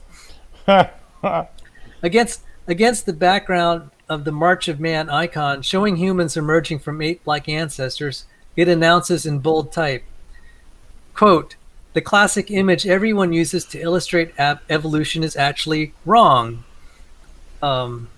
Our results show that the origin of major groups of animals, such as the one comprising humans, are linked not to the addition of new genes, but to massive gene loss," end quote. The authors, Jordi Paps and Christina Guijarro-Clark, go on to suggest some sort of alternating loss and gain of complexity over time. This echoes a theme by Wolf and Kuhnen, who said that the dominant mode of evolution is by genetic loss, interspersed with explosive bursts of unexplained complexification, which they dare not characterize as miraculous. But between these unexplained brief explosive bursts of unexplained complexification, the normal mode of evolution is reduction and gene loss. Their paper, Genome Reduction as the Dominant Mode of Evolution, was in BioEssays 2013. And it says, quote, "A common belief is that evolution generally proceeds toward greater complexity at both the organismal and the genomic level. However, recent evolutionary reconstructions challenge this notion. Two notable examples are the reconstruction of the complex archaeal ancestor and the intron-rich ancestor of eukaryotes. In both cases, evolution in most of the lineages was apparently dominated by extensive loss of genes." End quote. This is actually a variation on a theme articulated by J.B.S. Haldane way back in 1932 in his classic book, The Causes of Evolution. He writes, quote, "Secondly, natural selection can only act on the variations available, and these are not, as Darwin thought, in every direction. In the first place, most mutations lead to a loss of complexity, e.g. substitution of leaves for tendrils in the pea and sweet pea, or the reduction in the size of some organ, e.g. wings in Drosophila. This is probably the reason for, at the first, slight paradoxical fact that, as we shall see later, most evolutionary changes have been degenerative," end quote. So, faced with the problem of humans appearing more advanced than chimpanzees, especially in mental capacity, Haldane flipped the common March of Man picture of evolution. He suggested chimps are superior creatures and that humans, humans are actually degenerate apes. Quote, "The study of evolution does not point to any general tendency of the species to progress. The animal and the plant community as a whole does not show such a tendency. The change from monkey to man might well seem a change for the worse to a monkey. Okay, the change from monkey to man might well seem a change for the worse to a monkey, but it might also seem so to an angel. The monkey is quite a satisfactory animal. Man of today is probably an extremely primitive and imperfect type of rational being. He is a worse animal than the monkey," end quote. So evolution not only destroys less fit individuals, many times it hacks to pieces their genomes and selects them as favored creatures. So now the headline, the Norman Bates School of Management, the Norman Bates Management School. In the classic 1960s horror movie Psycho by Alfred Hitchcock, a deranged manager of a motel, Norman Bates, played by Anthony Perkins, hacks his customers to death.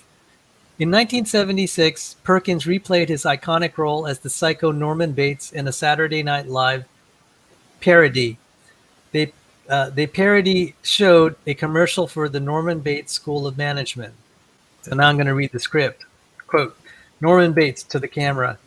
Are you tired of slaving away in a dull, dead-end job? Fed up with meager paychecks that never stretch quite far enough? Sickened and disgusted by missing out on the good things of life?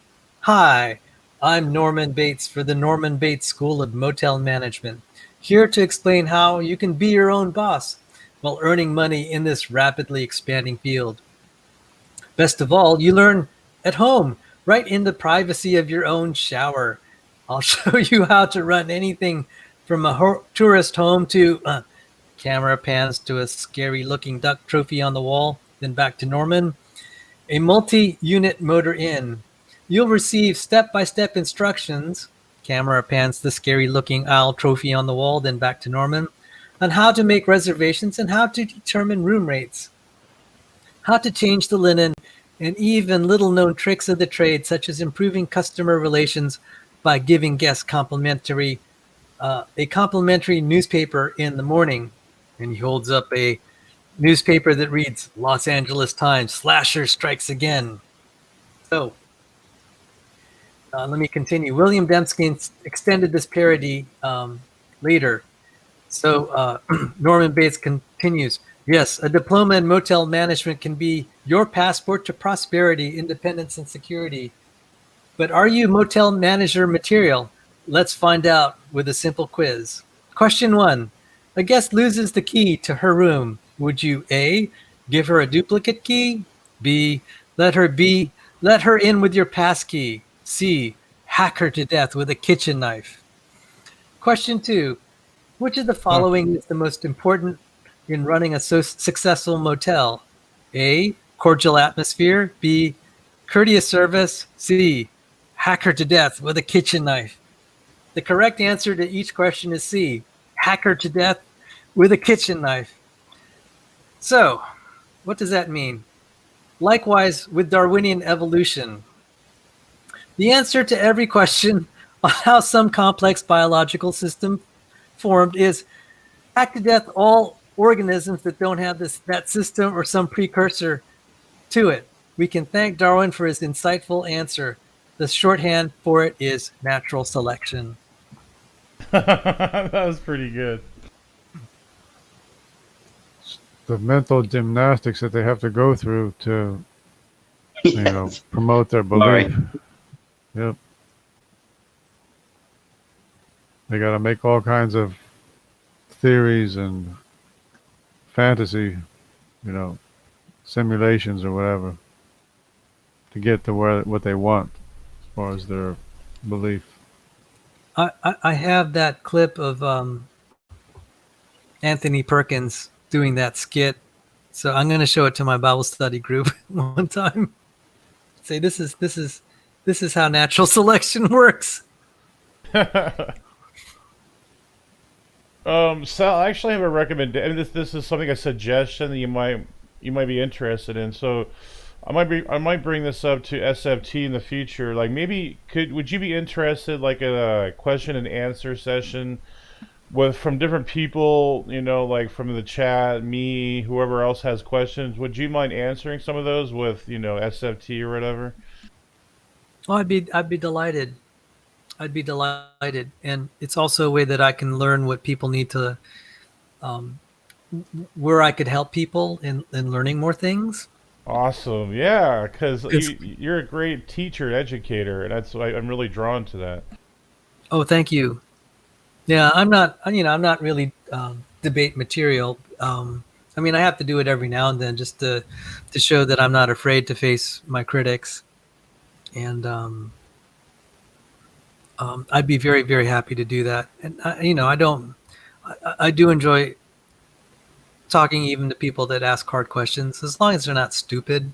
Can I give you an example of stupid? Yeah. Oh my goodness, this is really funny. I think this is on Logical Probables channel. It didn't happen here. So there's this guy named Chiriac. I forgot what Edward Chiriac. And I cited Mueller, and he said, "Oh, 1950." He said that's outdated. Well, it's not, because it's still cited by evolutionists today favorably.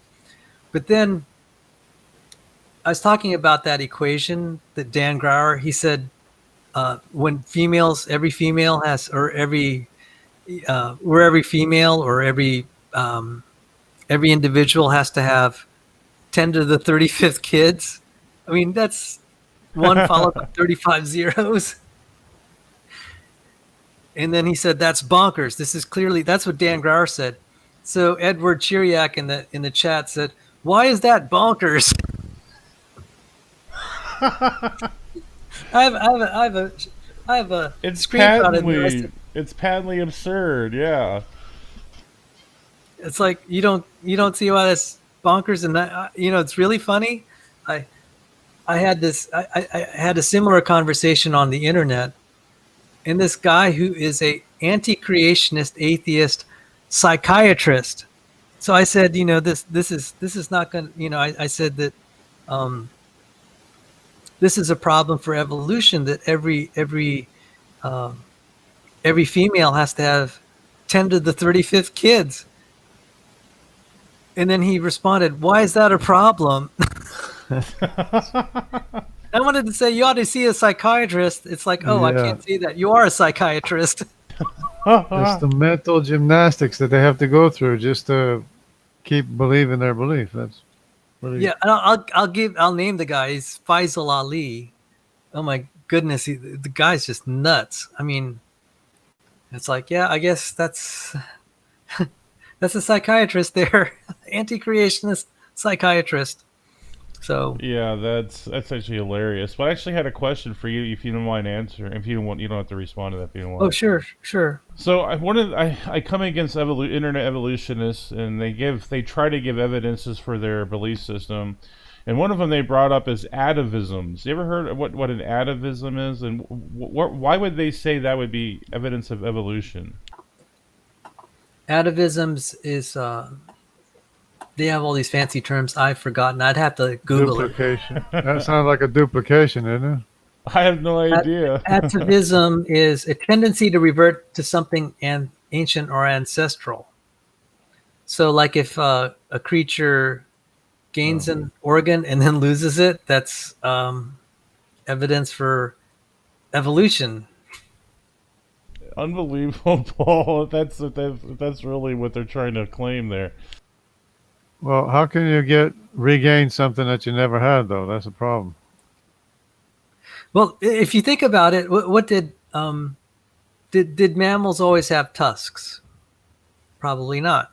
So tonight, Professor Dan cited these elephants that lost tusks and said that's a great example of a beneficial mutation. What? Yeah.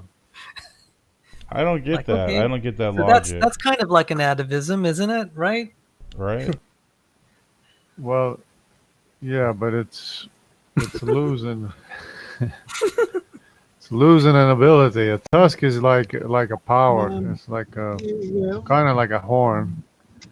It's an ability, a power, and to lose it is losing power. Even me. Yeah, we need. Was it Jason that had a list or saw a list? One of you all saw a list of all the things that Jason, yeah. The evidences of evolution, and it's mostly loss of organs. Yep. I keep reminding myself it's the script. Looks like Gavin's still live again. He doesn't know he's live. Yeah. Have you ever noticed, and you probably have, Anthony, and you might have looked. I'll put him on mute for right now, though. There we go. He might have accidentally just pressed the button. Yeah. And unmuted himself. So yeah, I'd like to look more at that atavism thing, and maybe you can dig some things up, and maybe we can reconvene on that. And maybe you can share some. I don't know. Maybe it's up to you. That's the part I'm not really um, uh, anything with stuff with like the fossil record. I'm not really sharp Oh, on, okay. and I'll tell you why. Because I just don't believe the fossil record is an evolutionary sequence anyway. I mean, I understand that we try to do like what we call a, for the sake of argument, we'll assume that it was this way, and we're still able to prove that it's wrong. But it is kind of hard to do that. Um, um, so professionally, I spend more of my time with the molecular stuff. So you guys actually are more knowledgeable about the geology stuff than I am. Way more knowledgeable. So I'm sorry I can't help you there. I will say this. I really do think if we line up creatures, it does look like a progression. I wouldn't say, but it's not by common descent. But I think you can definitely say that there's a progression going from simple to complex. One thing evolutionary biologists don't tell you is it looks like if we assume, just hypothetically, let's just assume that the fossil record reflects history, so that the lower layers are older and the higher layers are younger. The problem is why do all the creatures simultaneously become like multicellular around the same time, independently? No. That doesn't look. What happened was, Sal, with that layers thing we've seen it with Mount St. Helens, and we see it with tidal surges today. Every time a tidal surge comes in, it leaves a layer. If you've got a massive flood, right, and the flood begins, filling up, basically the oceans fill up and work their way up, well, you're going to have mudslides. And we had a mudslide once off the coast of California, I think it was.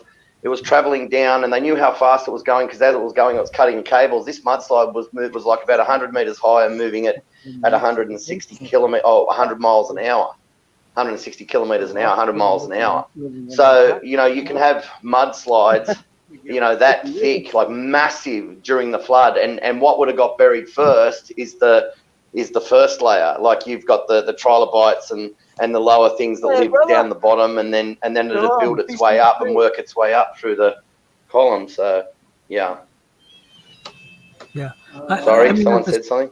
Yeah, I was just saying, where I was headed with this is that I think that Take your time, Anthony. 9 minutes past 6. the progression from simple to complex. 6 minutes Yeah. past 7. Yeah. Oh, hey, Gavin. Hey, Gav, hit mute. Gavin, hit mute on your... Yeah, go on. Sorry, I wanted to hear you were saying that your progression from simple to complex. I probably jumped in, yes, before you got a chance, as usual. Sorry. It's all right.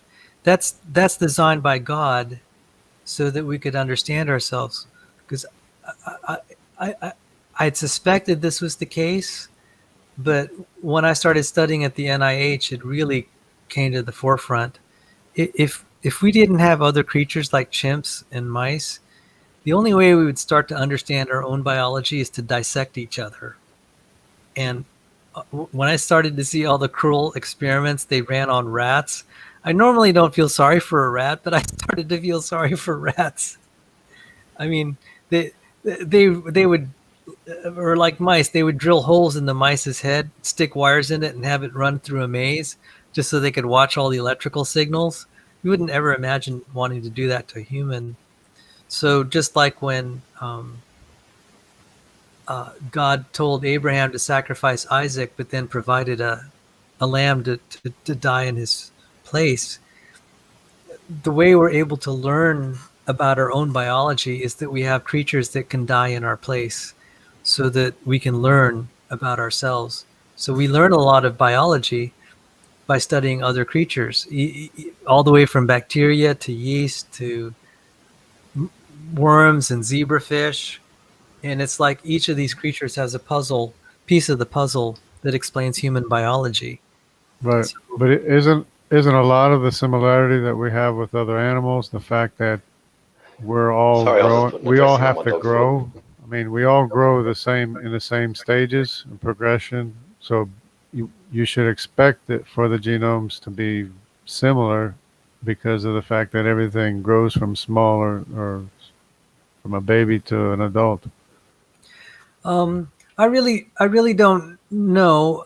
I'm just saying that I thought about it. How would God design something so that we could learn about ourselves without killing ourselves? He would provide other creatures, and that really was my point. Yeah. That it is a progression, and it was by design. Because people said, "Well, why would God make a monkey if He's trying to make us believe in creation?" And it's like. You would be very grateful once you found out how we do medical research that God made these creatures similar to us.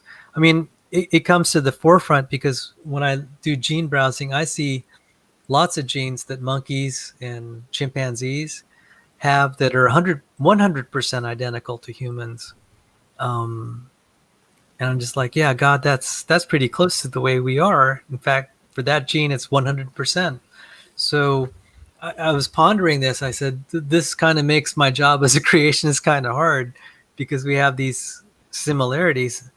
But then as I thought about it, I said, well, for one, if the fossil record is young, if the earth is young and the faint young sun paradox shows us that the fossil record never happened, then that's proof that that progression is just by common design. That's not evolution at all.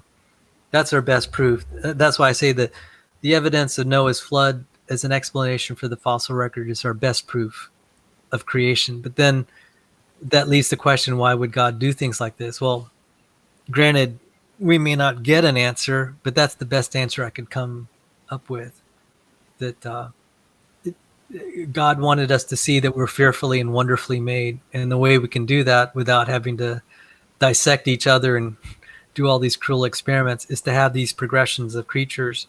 There's so much experimental biology that is done to study human biology that's not done on actual humans. It's done on mice and plants and bacteria. Pigs.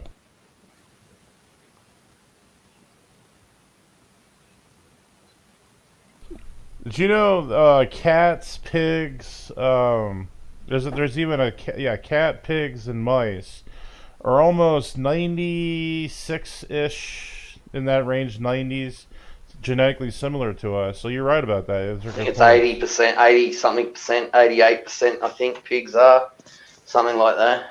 One guy says that the dogs are 95%, and other things say that they're only 79%. But it depends on what regions of the genome that you're looking at. Exactly. Yeah. It's like they just select, okay, these regions of the genome are similar to humans, so we're just going to ignore everything else and concentrate on that. If you do that with dogs and cats and mice, the same as what you do with chimps, well, you're going to get a lot in common.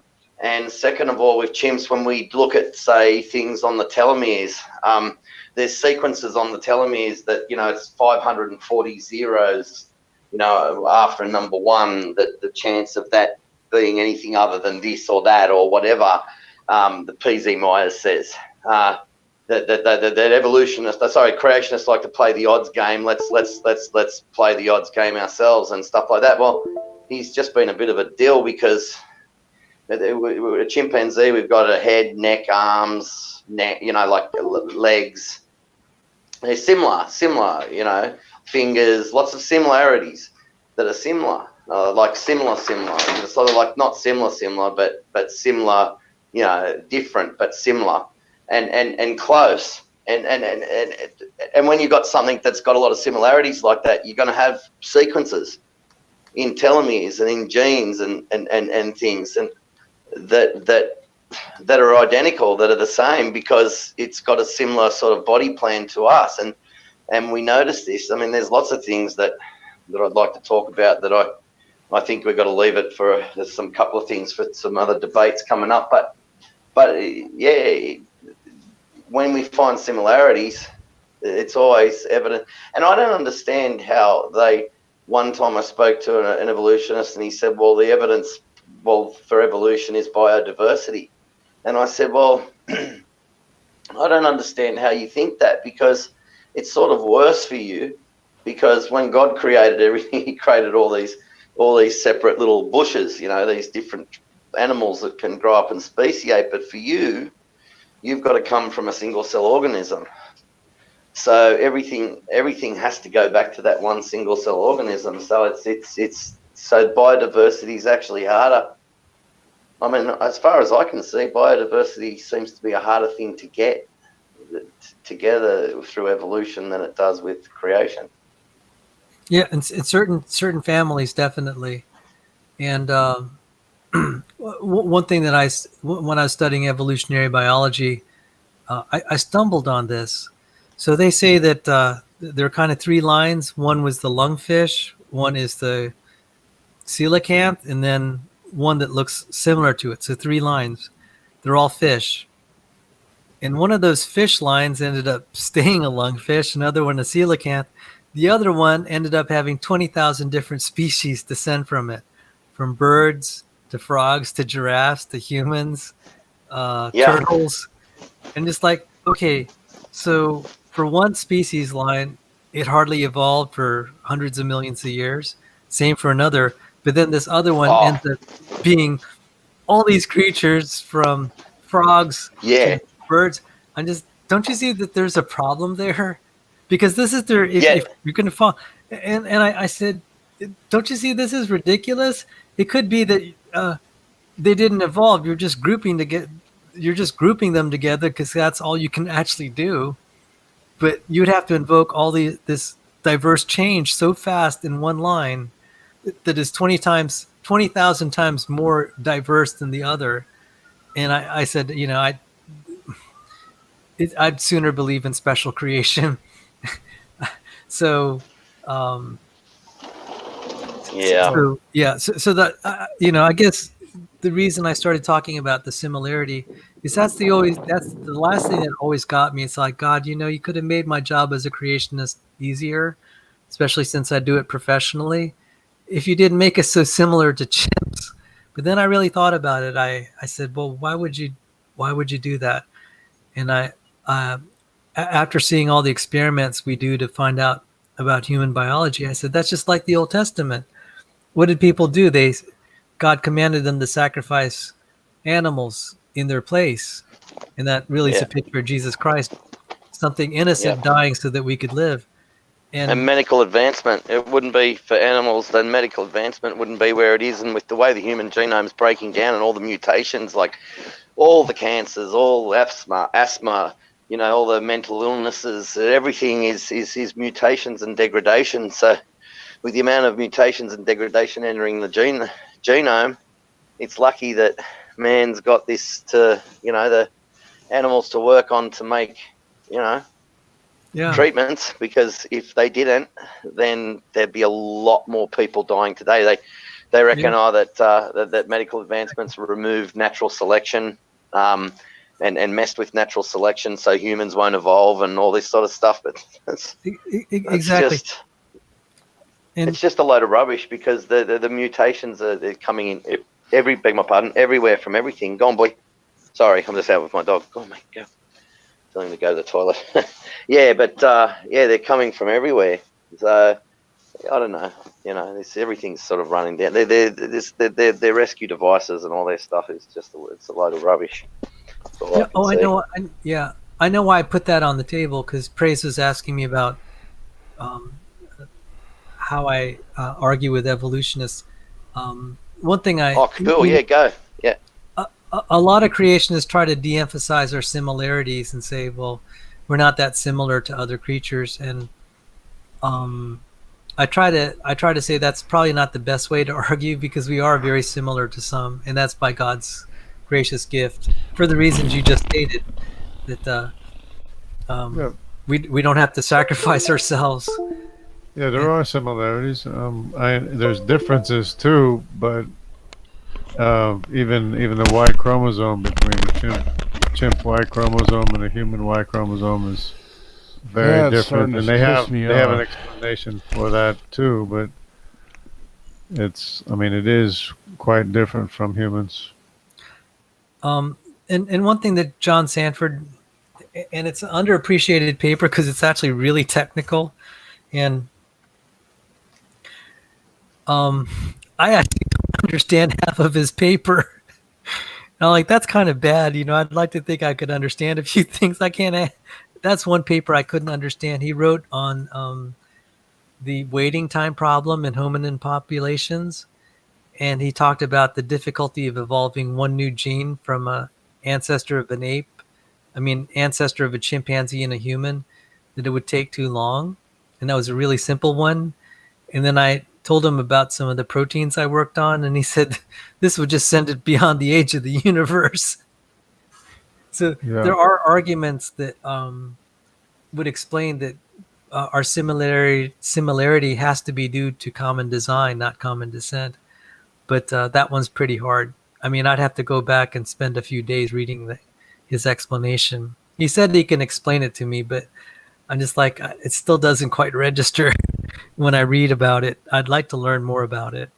So, but as I said, I think the next thing that's coming around the corner is more and more evidence for Noah's flood. And just like when we started to find those dinosaur fossils that had soft tissue, that was the beginning of, the floodgates, pun intended, are opening now. And part of the evidence of the flood would be our Y chromosome and mtDNA evidence, plus also our genealogies and actual historical records. So if you put all that together and calendars, it all goes back to the time of the flood anyways. And since all the animals were buried by the flood, then you know that they all existed at the same time. Well, I might be having to turn in soon. It's been a long day, but I wanted to say jungle. How come you say jaguar? Are you a mechanic? Well, I am a mechanic, but no, it's just that they always confuse the jaguar between the jaguar and the leopard. They call me a leopard. I have to indicate that as a jaguar instead of a leopard. Because I said maybe you're a jaguar mechanic. There's some specialized mechanics that focus on only certain kinds of cars. So no. Actually, the jaguar. This jaguar is the symbol of the Brazilian Army Special Forces. As well in the Amazon. Because I wanted to. The reason I brought that up, you're the first person that has brought up in a long time the one about Peleg, and I said, that's interesting. I don't know many creationists talking about that, what that means. Well, I remember it from way, way back a long time ago, and you're right. I don't hear too many people talking about that, and it's just assumed that it doesn't mean the earth was divided. It means the people were divided. But I'm still thinking, well, I'm still going to stay open to the possibility of maybe it was the earth that was divided. And the word Peleg in Hebrew actually came to mean, in the Aramaic, it was no longer divided. You know how it was named Peleg because the earth was divided? But in the Aramaic, it doesn't mean divided anymore. It means as the water flows, right? As the water goes, the waters go. So how can a word that means divided turn out to mean as the water goes? And then there's other evidence too, like the glacial markings in India going from south to north, because India was in the south at the time 100 years after the global flood, before the breakup. It was all the way down near Antarctica, covered with snow, covered with glacial ice. And then there was a breakup, and then it moved up to where its position is where it is now. Still with the gentlemen. Yeah. I'm totally running out of gas. Praise, thanks, Gavin. Thanks, Jason. Thanks for everything. Likewise, for all your time. That was great. It was great. Yeah, love you too, man. Have a we appreciate have a good day and a good night and sleep and thanks for holding a party. See ya. Yeah. Thanks for holding a party for me after my debate. That means a lot. So I enjoyed it. Take care. Good night. Same here. God bless. Good night, mate. Good night, Sal. Night. Suppose. That's it then. So, it's time to party. Yeah, come on. Coming to the... Now, Gavin! move. See, what's... Gavin... Sorry, I was talking to my dog. Yeah, it's cool. I want to see if Gavin was there, because I thought he was talking and in and out. I don't know what's going on with Gavin. He is talking, but I don't know if he's hearing. He doesn't seem to be hearing us very well. Who? Praise. Gavin, yeah, no, Gavin. Hey! Yeah. Shalom. Hey, Gavin. Shalom. Yeah, we Shalom, can hear you. Gavin. We can hear you talking. Your mic keeps going off your Yeah, I know. your thing. I know. I keep forgetting to mute it. That's all good. Come on. Sorry, I'm talking to my dog. Has Salvador gone? Yeah. He just Okay. left. Just left just now. What an awesome stream. Yeah, it was. A lot of information. Praise, have you got Todd's email address? Let me check real quick. I think I do. Excuse me. Now.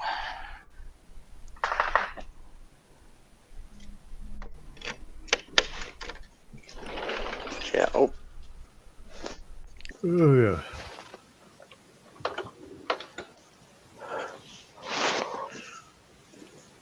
Where is it? Tog. There it is. Did anybody see my video I made on my secret? No, Well, that's okay. You don't have to see it. Have you got a channel? Have you got a channel, Jungle? Yeah, I got a channel. Yeah. Oh, okay. I put out content, and I just So put for out since I'm no longer in the airline industry. I was able to tell my secret.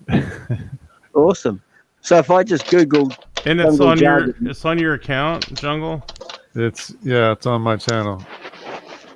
But yeah, it's pretty sad that they'd exclude you from working in the airline industry for something that you had no problems working there with anyway. It turns out. yeah. Well, I did retire. Yeah, I didn't want to take. They probably would allow it, but I just didn't want to, push it or anything because it's somewhat of a sensitive job, considering that I can see the Twin Towers. I could see the Twin Towers from where we were working. We saw them fall and everything, Oh, mate. Oh. You saw them fall, Jungle. Yeah, we saw them fall. My God.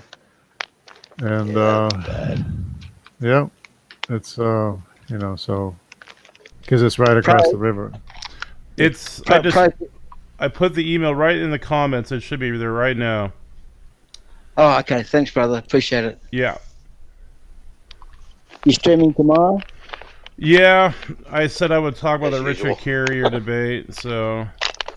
Awesome. I have a pretty we neat still live, or- simulation. I have a pretty neat simulation if anybody wants to watch it if I screen share. Yeah, I if you want to. just thought it was neat. I don't know if if you you've want ever it. seen, if you guys have ever seen the simulation of the Sagittarius A and the stars whipping around it. It's pretty neat. No, Let's see if I can do this. I'm glad Iger isn't here. Oh yeah.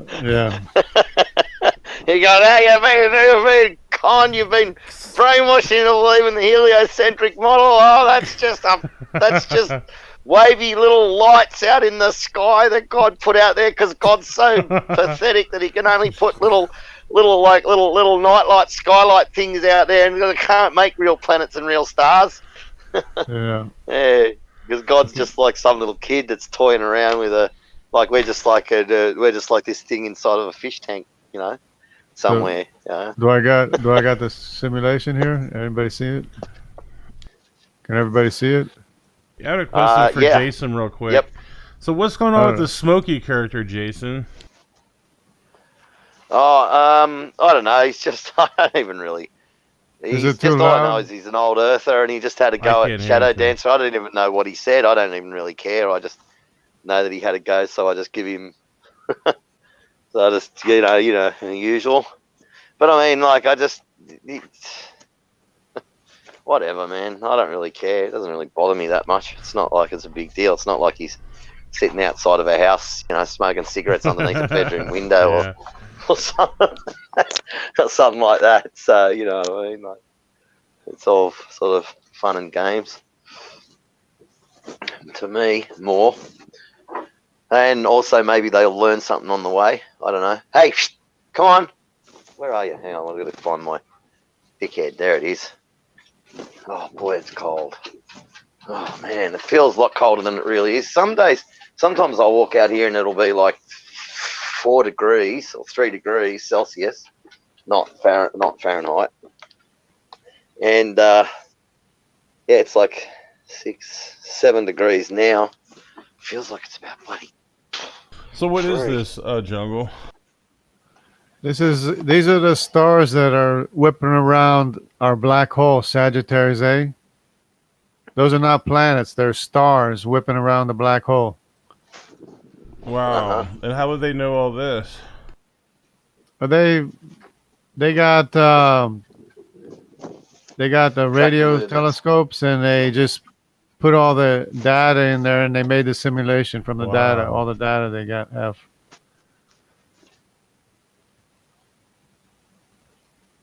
That's one light day there. Cool, man. Oh boy, how to get out of this icy? Come on. Oh, I'm not standing out here for fun. Come on, pups, go on, move.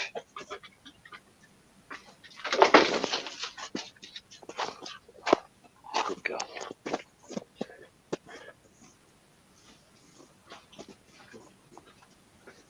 Very interesting. But I think I might call tonight. Yeah. It's getting Yeah. late. We've been on 3.5 I was hours. just about to. Yeah.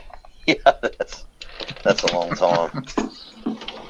So, alright. Give it a. I'm just getting back inside now. Oh look, it's Matt Bond. right when he comes in right when we end the stream. But you want to add anything, Matt? Oh no, that's okay. I know y'all been on for a while, so That's alright. Oh, you want to say something? Sorry. Yeah, let's get off your chest, Mr. Texas man. All right. Yeah. no. I mean, I don't really have anything to add to the topic of the debate. I wasn't able to see the debate, so. You got anything to educate us on? Tell us, inform us. I don't think so. Oh, Yeah, we can learn from okay. each other. We can, we share what we know, and then you can share what you know, and tell us, tell us something we don't know, stuff like that. Yeah.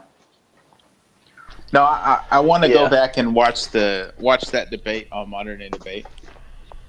Probably tomorrow or Friday, one of those days. I like Sal. He seems like a good guy. Yes, the people in the chat, they always bother me. I guess. Well, I'm just kidding. Alright.